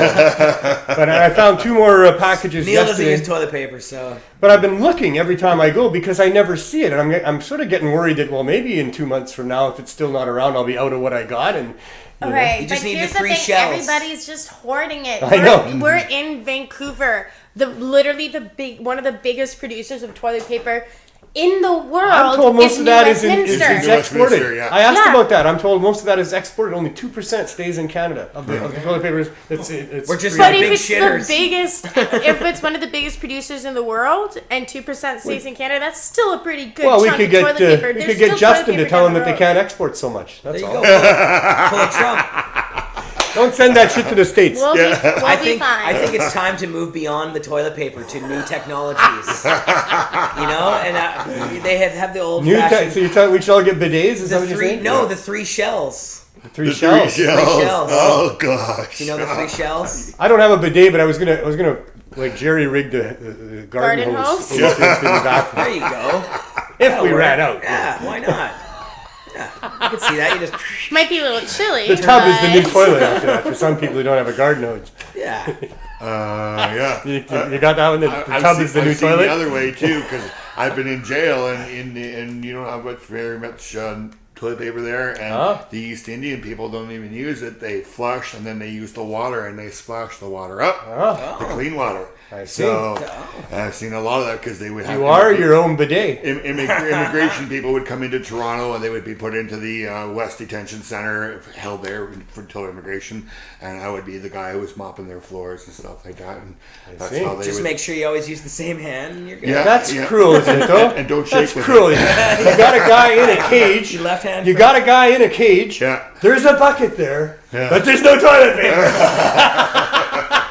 That's like The Good Place that isn't really The Good Place. You ever watch that show? The Good Place, yes. Yeah. I couldn't quite figure out what was going on. We watched the odd episode, and then so I decided to go back and revisit it. So I watched the season finale of year 1. Well, that tied it all together. Yeah. It's the kind of show that after the first 2 episodes, it's hard to jump in and out. Yeah, it changes plot. It moves so fast. Every episode. That's why I have to watch them all in a row. So now I'm watching from season 2 all the way through, and there's some funny stuff in there. We just finished watching Picard. Picard's good. It was okay. And he died. Yeah, no spoilers. I didn't know that. It's over. No, you can't unhear It's over. Come on. Picard can never die. Can't unhear. They could always revive him. Back to the next episode. It was good, but they veered away from Star Trek in certain ways that were a little... It's kind of not shocking. To be one of those fans where you're like, it's kind of shocking to hear so many F-bombs on Star Trek. Is there? Who were you surprised by the most that came back? None of them. I was expecting all of them. I don't want to say any spoilers. Yeah, me neither. Actually, the person who surprised me the most that's coming back is coming back the next season. Okay. The thing I did want to talk about, though, is the tone. Star Trek, it's my understanding that in the future they don't have swear words because in Star Trek 4, where Captain Kirk and the whole crew of the original Enterprise actually go back in time. Yeah. If anybody hasn't seen, to save the whales. I remember that. That is my favorite Star Trek movie. But in that movie, they explain that in the future they don't have swear words, or they don't swear to each other, and because Kirk doesn't know how to use colorful metaphors properly, and he's like double dumbass on you, and and then Spock tried to do the same thing. Spock is like, is it time for a colorful metaphor? Yeah. No, I think we've passed the point of no return. If we were going to work swearing out of our language, it would have happened before 2020. But there's certain times it feels like, okay, so Mad Men. I've been watching that. I hadn't seen it before. First 2 seasons, not any swearing. Then obviously as it got bigger, they got more leeway and they started swearing. I didn't notice that. And then there's certain characters where it's like, okay, I can see you saying bullshit in real life. But there's certain sentences where it'll be like, I didn't fucking say that. And it's like, that's not the way somebody swears. It sounds unnatural. It sounds, super forced. And it was almost every time, like having anyone who's like a Romulan or a Vulcan swear makes no sense. Completely goes against what their characters are. That's like a huge show of emotion. To be like, fucking, that's showing emotion. You use that to show more emotion. Why would a Vulcan or a Romulan ever do that? That makes no sense. They wouldn't. They wouldn't. So it goes against the grain. And certain things, there was like certain violent scenes, which like, okay, I get they're trying to be darker and edgier, but sometimes when you put on Star Trek, like you're expecting Star Trek. There's some darkness and some edginess. You're not expecting it to be gory, you know? So there's some things that I'm It's like... It's about consistency for me because they've already explained why they don't swear in the future. And the other thing is alcohol. They keep drinking all this alcohol everywhere. It was my understanding that in the next generation, they only had synthahol. Yeah, synthahol. I think like it, but it didn't do anything. Romulan ale was the only shit you could get from Is this product placement going on now? And about the swearing thing, did you know I just learned this, that there's more words that you can't say in the States than there is in Canada. So you could swear more on live TV in Canada than you can in the States. That makes sense. Yeah, they would have pages of words that you can't say in the States, but Puritan. Canada would have one. Yes, they're more Christian down there. They're more sure. Puritan down there. It's the old, what's his name? The comedian. I'm losing. Which one? George Carlin. George Carlin. Yes. Who used to do the whole. They have guns down there, but they don't use them. You know. They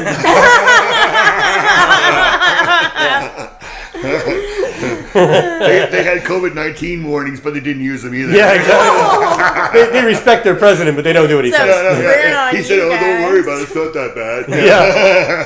Wow. Now he's retracting. It's going to be the worst week ever. Some people thought it wasn't that bad. Yeah. They have to give Canadian TV that extra edge just so people will watch it. That's why we have a program called Schitt's Creek, right? Don't even get me started on that one. That's the most overrated program on television. I don't even understand. No? I tried, and you can ask Jeremiah. I burn through shows as fast as I burn through my weed. I can binge better than anybody else. I love having TV on pretty much all the time while I'm doing whatever. I tried that show, and I gave it like almost a full season, and I swear to God, really? I didn't even, not even I've never even tried it. slight urge to chuckle. Nothing. Wow. And I like people the go actors nuts on for it. it. Love all the actors. That's why I wanted to check it out. Totally overrated. Catherine O'Hara. So disappointed, She's and funny. somehow it's been on for so long. I don't get it. I don't get it. Well, it's because it's not for every demographic, obviously, and not everybody's That's going to love fair. every show. I like it. I like it a lot. That's Do you like fair. Schitt's Creek? Yeah, I like I Schitt's I've never could seen not. it. I tried.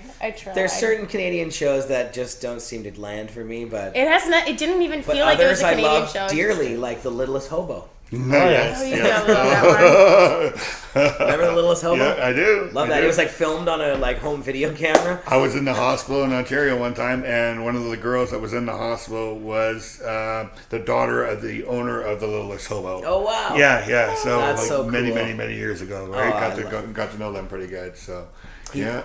I got to where I don't really like horror. I don't like really nasty, graphic blood and guts and heads coming off and stuff. I just decided I don't want to put those images in my head very often, so I don't watch very much of that. Started watching a Netflix show. I don't remember what it was called now. Watched 3 or 4 episodes about a girl that doesn't quite fit in. It turns out maybe she's manipulating her environment with her mind. Stranger Things? No. Oh, okay.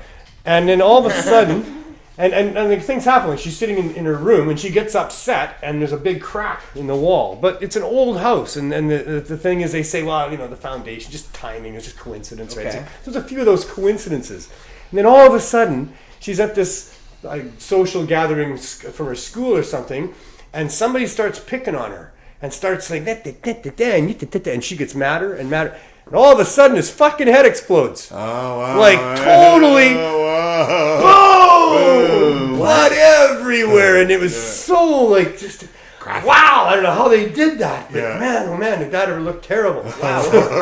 What show is that? I don't know. I don't like it here, or this makes me crazy, or something And like that. they didn't prepare you for that. I was not Wow. prepared. See, that's I mean, I was sort of prepared for her getting more and more angry, and things getting more and more tense.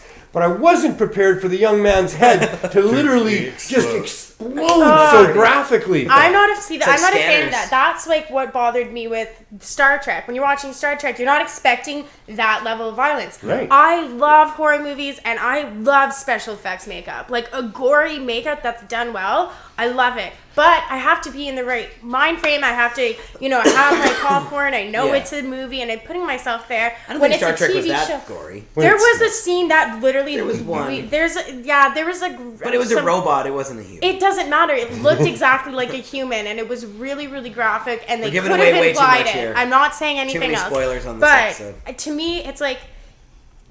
It's cool if you want to be I think that's a graphic good and violent. spoiler. But, no, but that let she's saying. I think it's a good spoiler. let the audience prepare for that. Yeah. Don't just all of a sudden you've had no violence, no lines, no violence. Somebody It's heads Star explode. Trek, for God's sake. Star Trek. Something horrible and gory and bloody happening. It's like that's not what. Let them know that that's what kind of show it is. You gotta And if work you don't let it them know, out to Carly it. will. Yeah. And that's a good thing. Like, I think we that's just- a good spoiler. Yeah, and like because I like that people kind like of me would graphic stuff appreciate in that. I Star don't want to Trek. see that stuff. We just Yeah, watched. I had to look away though because I was not expecting it in Star Trek. It was right at the beginning of the episode, and I was like, "What in the fuck is happening?" I spend a little bit of time like that when I'm watching some movies, Like, Yeah, just kinda know what's but going I'm on. still Okay. watching my fingers though because I appreciate the makeup artistry that goes behind it. But I still, We you just gotta watched- be ready for Have it. We you watched- seen The Invisible Man?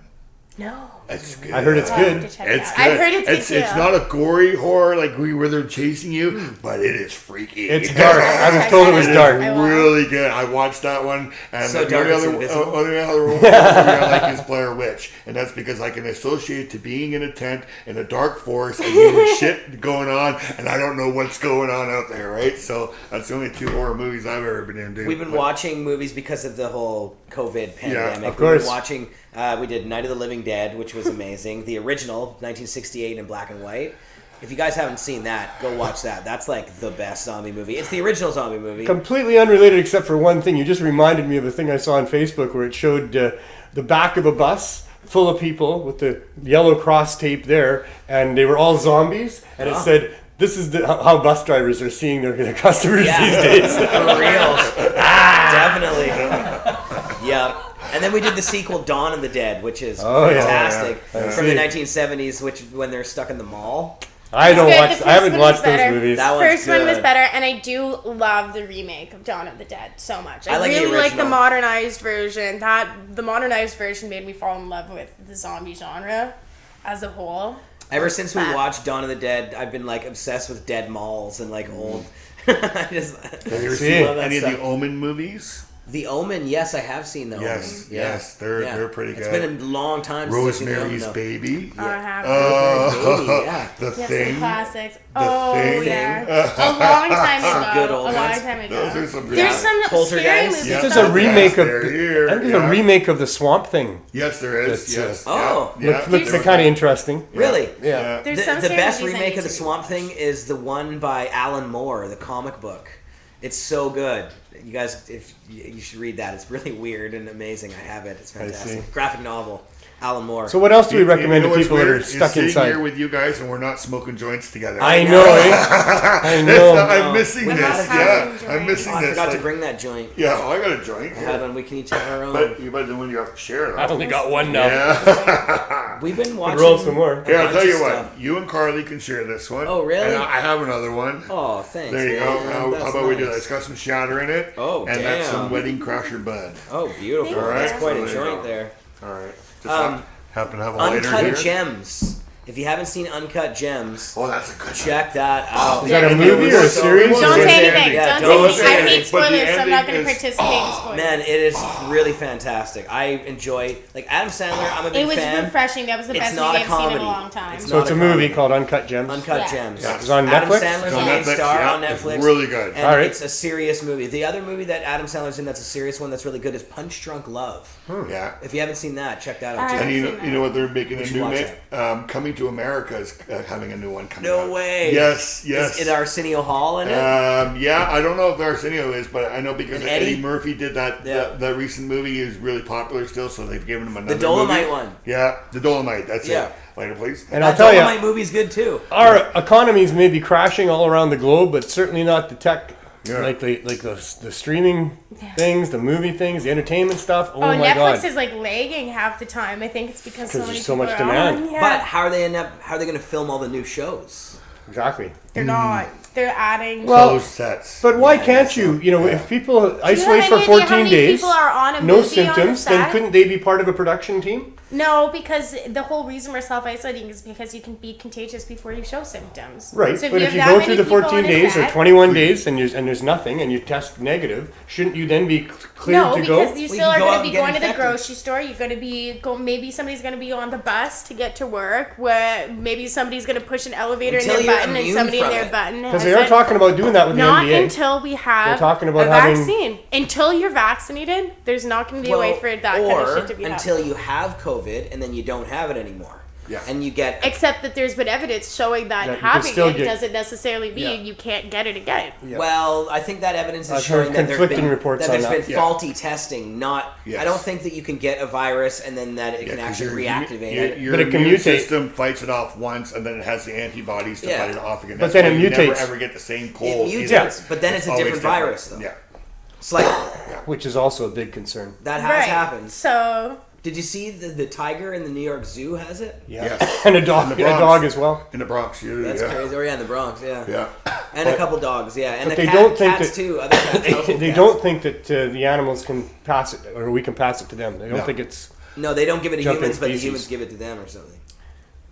How does that make any sense? No, it doesn't make sense. That's the thing is when you read all these stories, I think the scientists don't know. There's a lot of information and a lot of it's conflicting. If a dog with COVID bit you, I feel like odds are you'd probably end up with COVID. Or rabies.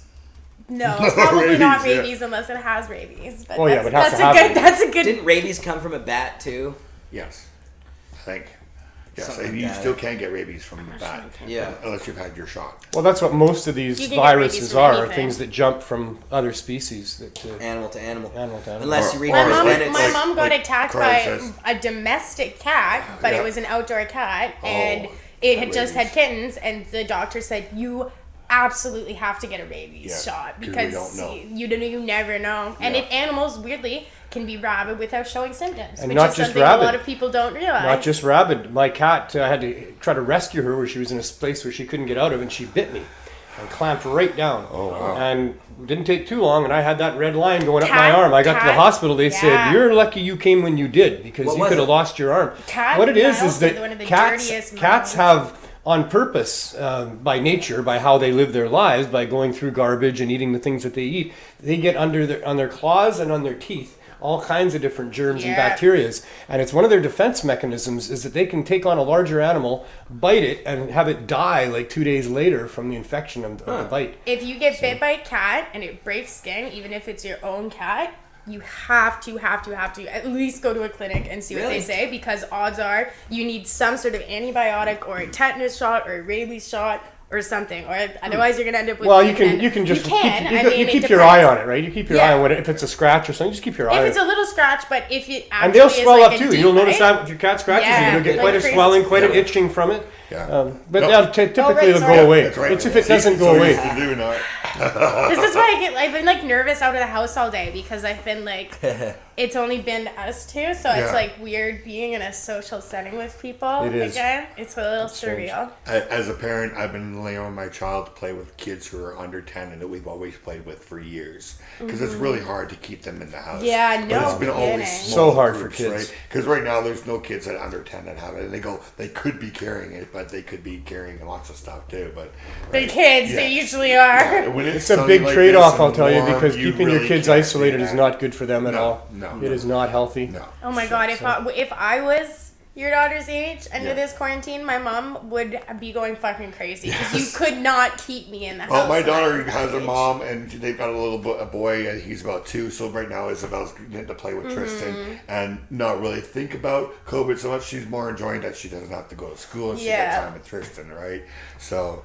But well, and let's hope the numbers stay down, and that pretty soon they start relaxing things. And pretty soon we start figuring out what Easter, we can do. Because a lot of people like to get together over Easter, and it'd be nice if Dr. Bonnie Henry said, okay, well, the numbers are good. Maybe we can allow groups of 15 people can get together for Easter, right? So we're now realizing some of the things that we took for granted and how much we really valued them.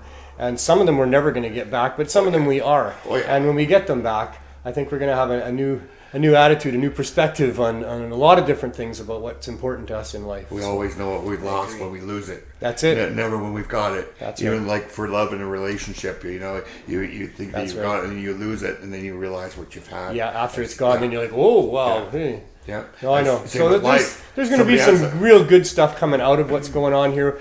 We need to stay focused on that. We need to make sure that's the case, and and as to the rest of it, it'll just run its course. Whatever it'll be, it'll be. I think we need to have a big hug fest. Yeah. It's over. Everybody can hug each other, give flowers, whatever. Wouldn't that be nice? That's what I'm thinking. I keep having this thought, I can't wait to all go over and we can all get together and get together and sing and touch each other. That's not gonna, I have that hope. We're never gonna have that goal. I have that hope. I'm hanging on to it for right now. When we are able for right now, it's July 1st. Still not gonna be July 1st. July 1st. By July 1st, they're going to announce, all right, you're pretty much safe to not be 6 feet apart anymore. Go ahead, shake hands. Yeah. And we'll have a big party on July 1st. I was trying to be so conservative with my views on this at first, and was like, we're probably overreacting a little bit, but I'm gonna go ahead and say July, if they're changing it, it's still gonna be, you can do your thing, but no large gatherings. They're not gonna allow us to have large gatherings of thousands of people for a good while, I think. You might be right. I think that I'm holding on to July 1st. Subject to be pushed back. I'm wrong too, but I'm hoping. I hope you're wrong, but I suspect you're right. They won't have any issue with families getting together for Christmas. That's my hope. I hope that people can still get together with 22 people together with their families for the holidays. If you look at some of the historic examples, like the Spanish flu 100 years ago, It took 2 years or 3 years for it to go away. If the way the curve goes, once the curve starts going down, that's not an excuse to start. We have to get the curve to nothing. And that's why I'm saying I don't think life's going to go fully back to normal until there's a readily available vaccine. But we're also going to have, we're going to have the vaccine, that's true, but we're also going to have a whole bunch of lessons learned, because there's a whole bunch of different jurisdictions that are doing things differently, and we're tracking, where people are getting it and how it's being passed. We're going to learn a lot more about it in the months to come that should allow us to understand that there are a lot of things we can do that we didn't have to worry about or don't have to worry about, but there's still going to be some other things, like probably common touch areas, that we will always need to be a little bit concerned about. There'll be a lot more automatic doors in stores in the years to come. I see some guys kind of invented a thing that'll grab door handles for you and it opens it for you and everything. Right. And it's in fact, this will be the result of a whole bunch of inventions.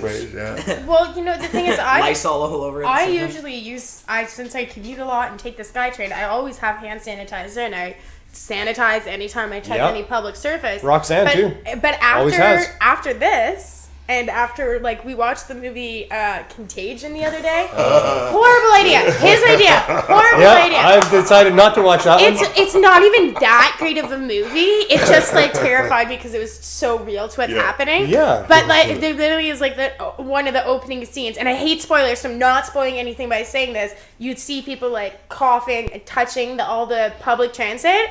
I'm I don't care when this pandemic's over. I'm probably always going to wear gloves. I'm never going to look at a doorknob the same way again. No, me neither. Me neither. No, can't. It's always going to be who else touched that? What could be on that? Yeah, and I mean, I've always kind of been like that. My mom always raised me to be not a germaphobe by any means, but germ cautious. I never ever touch public door handles without using my sleeve or a paper towel or something.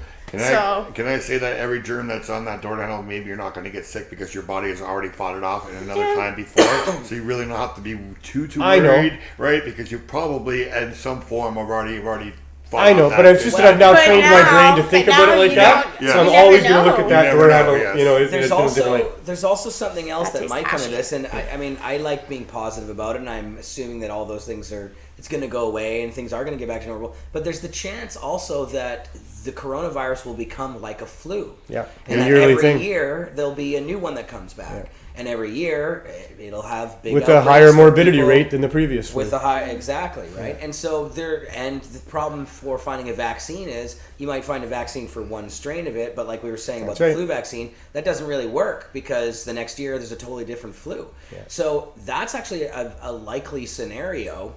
But how does the world deal with that then?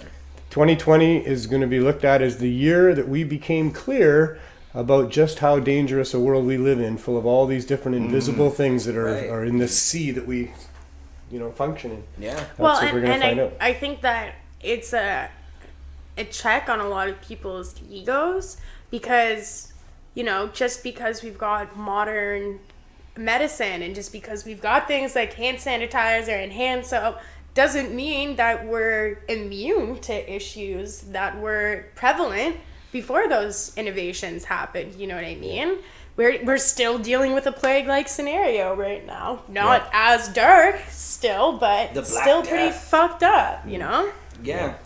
Well, thank you all for coming on the show. Not that happy, though. I want you to go out and have as much fun as you can because that's the point of life. Yep. And stay safe while you do that. And we're going to go to a CSP update, and then keep your distance, your physical distance from each other. And maybe July 1st we'll all get together and be able to hug. That would be very nice. That'd be very nice. Yes. I think things are going to go in that way. I think they'll be at least starting to get back to normal again. This too shall pass. Yes. Yep. And in the meantime, we'll make the best of it as. A long lineup today.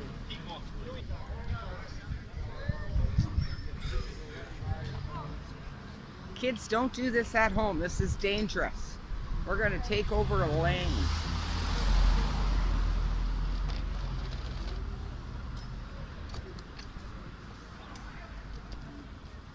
Hello, everybody. Thanks for coming out. We need you to keep proper spacing away from each other. You know the deal. We've got a virus we're dealing with. If you're sick at all, if you've got a fever or a dry cough, stay away from people. Get home. Isolate yourself, call 811, drink hot liquids until they come and see you or whatever works there. The most important thing is to stay positive as you can, have as much fun as you can, staying away from the virus and keeping everybody safe. Laughter is an antiviral medicine. Keep trying to have some of that going on. Please respect our volunteers. They're risking things to come down here and help you. So let us have you at our table one at a time. Let's have as much fun as we can, staying safe and keeping that virus out of this neighborhood. We've done really well in BC so far, partly because you guys are cooperating here as well. Let's keep doing that. We'll get you out of here as quick as we can. So here we are setting up.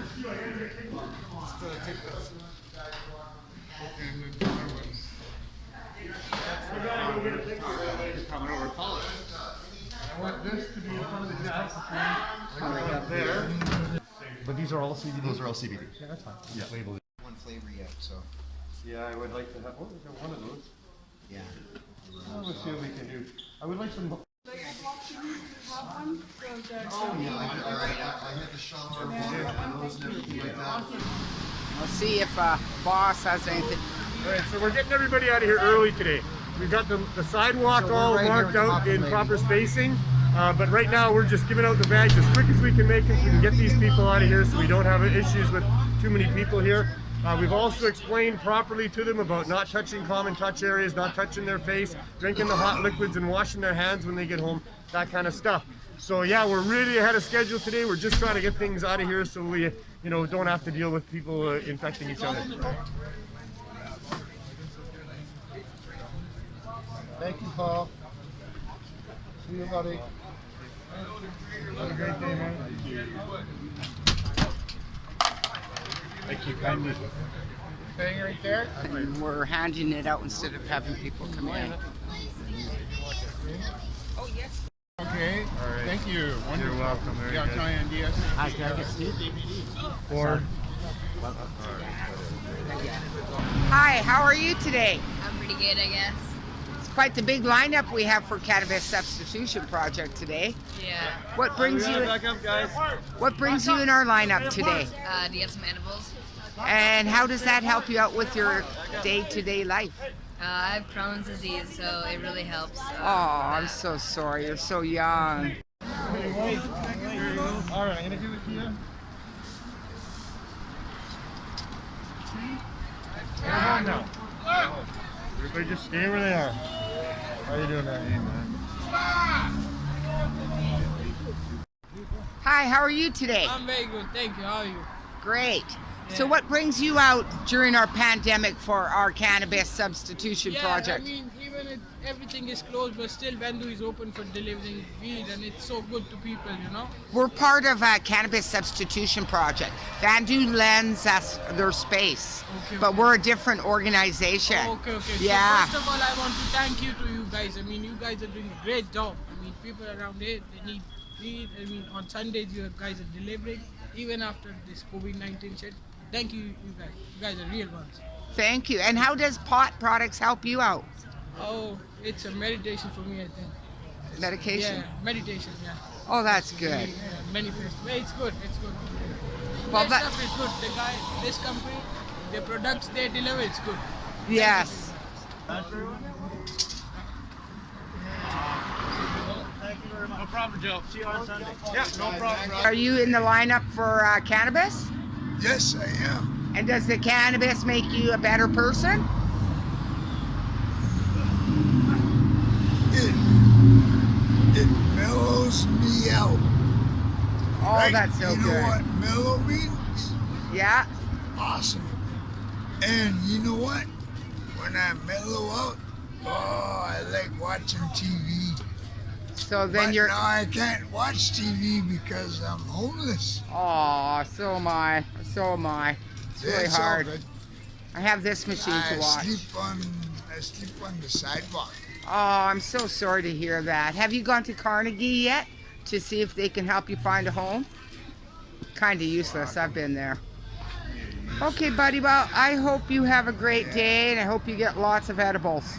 We're all done, guys. Once we give you packages, we're all done. Away you go. It's like coming up through the table. Right on, brother. THC if you got it. THC right there. It's high noon.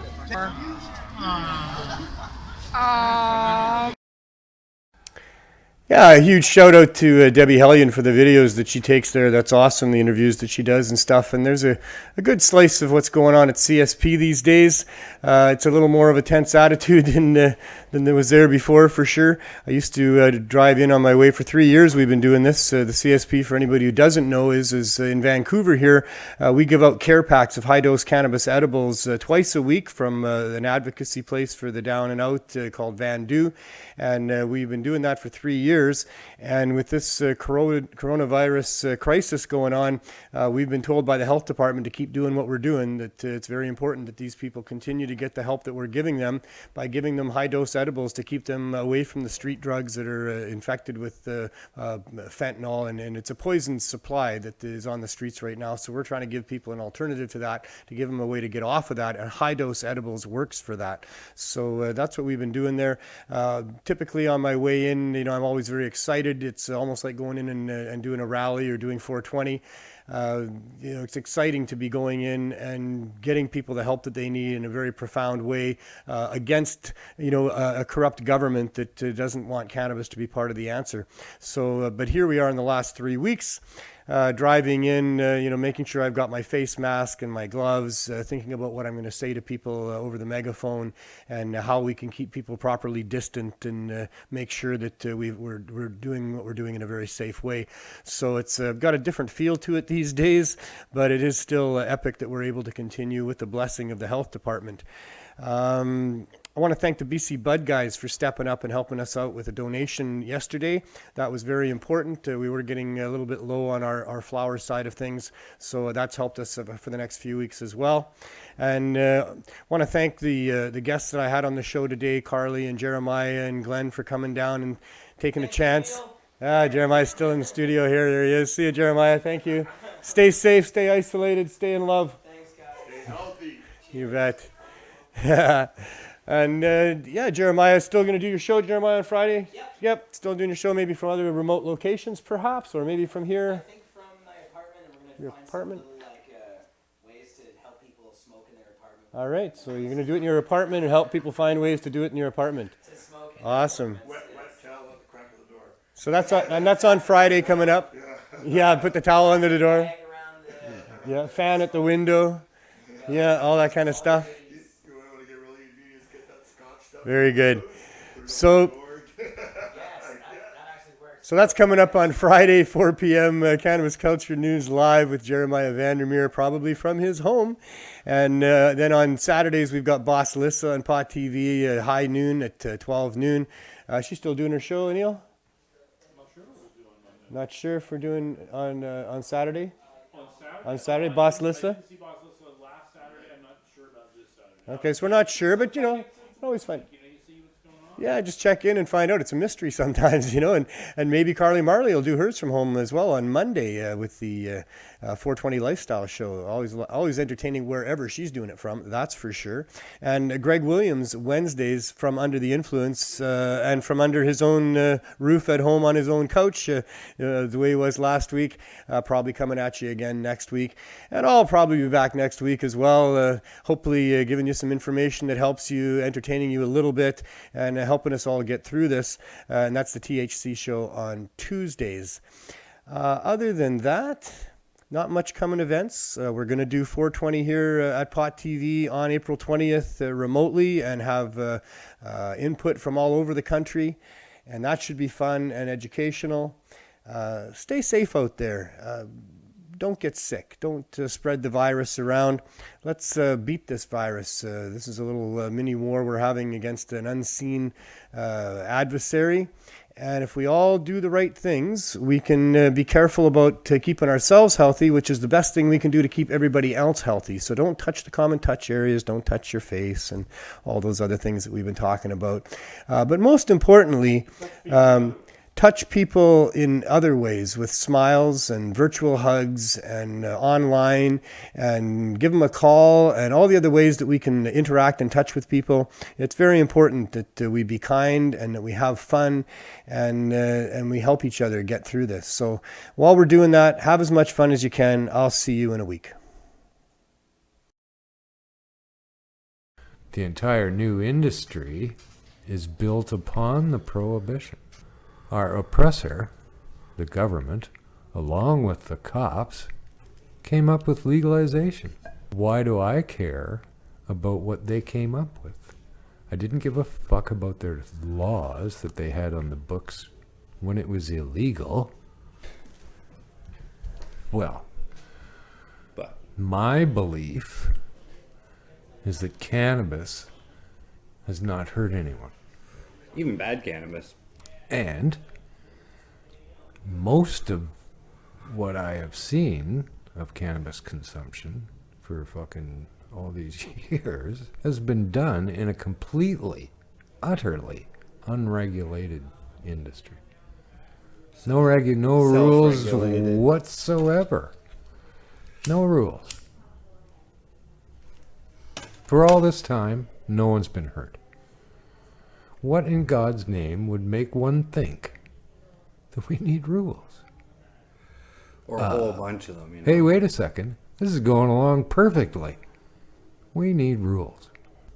They threaten me to come on board. Threaten me. Oh my God, how childish.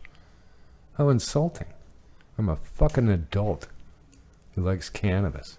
We've learned to have a lot of fun around cannabis here because we like it. That's whole network based on the it. celebration of cannabis is because we like it. What do you think?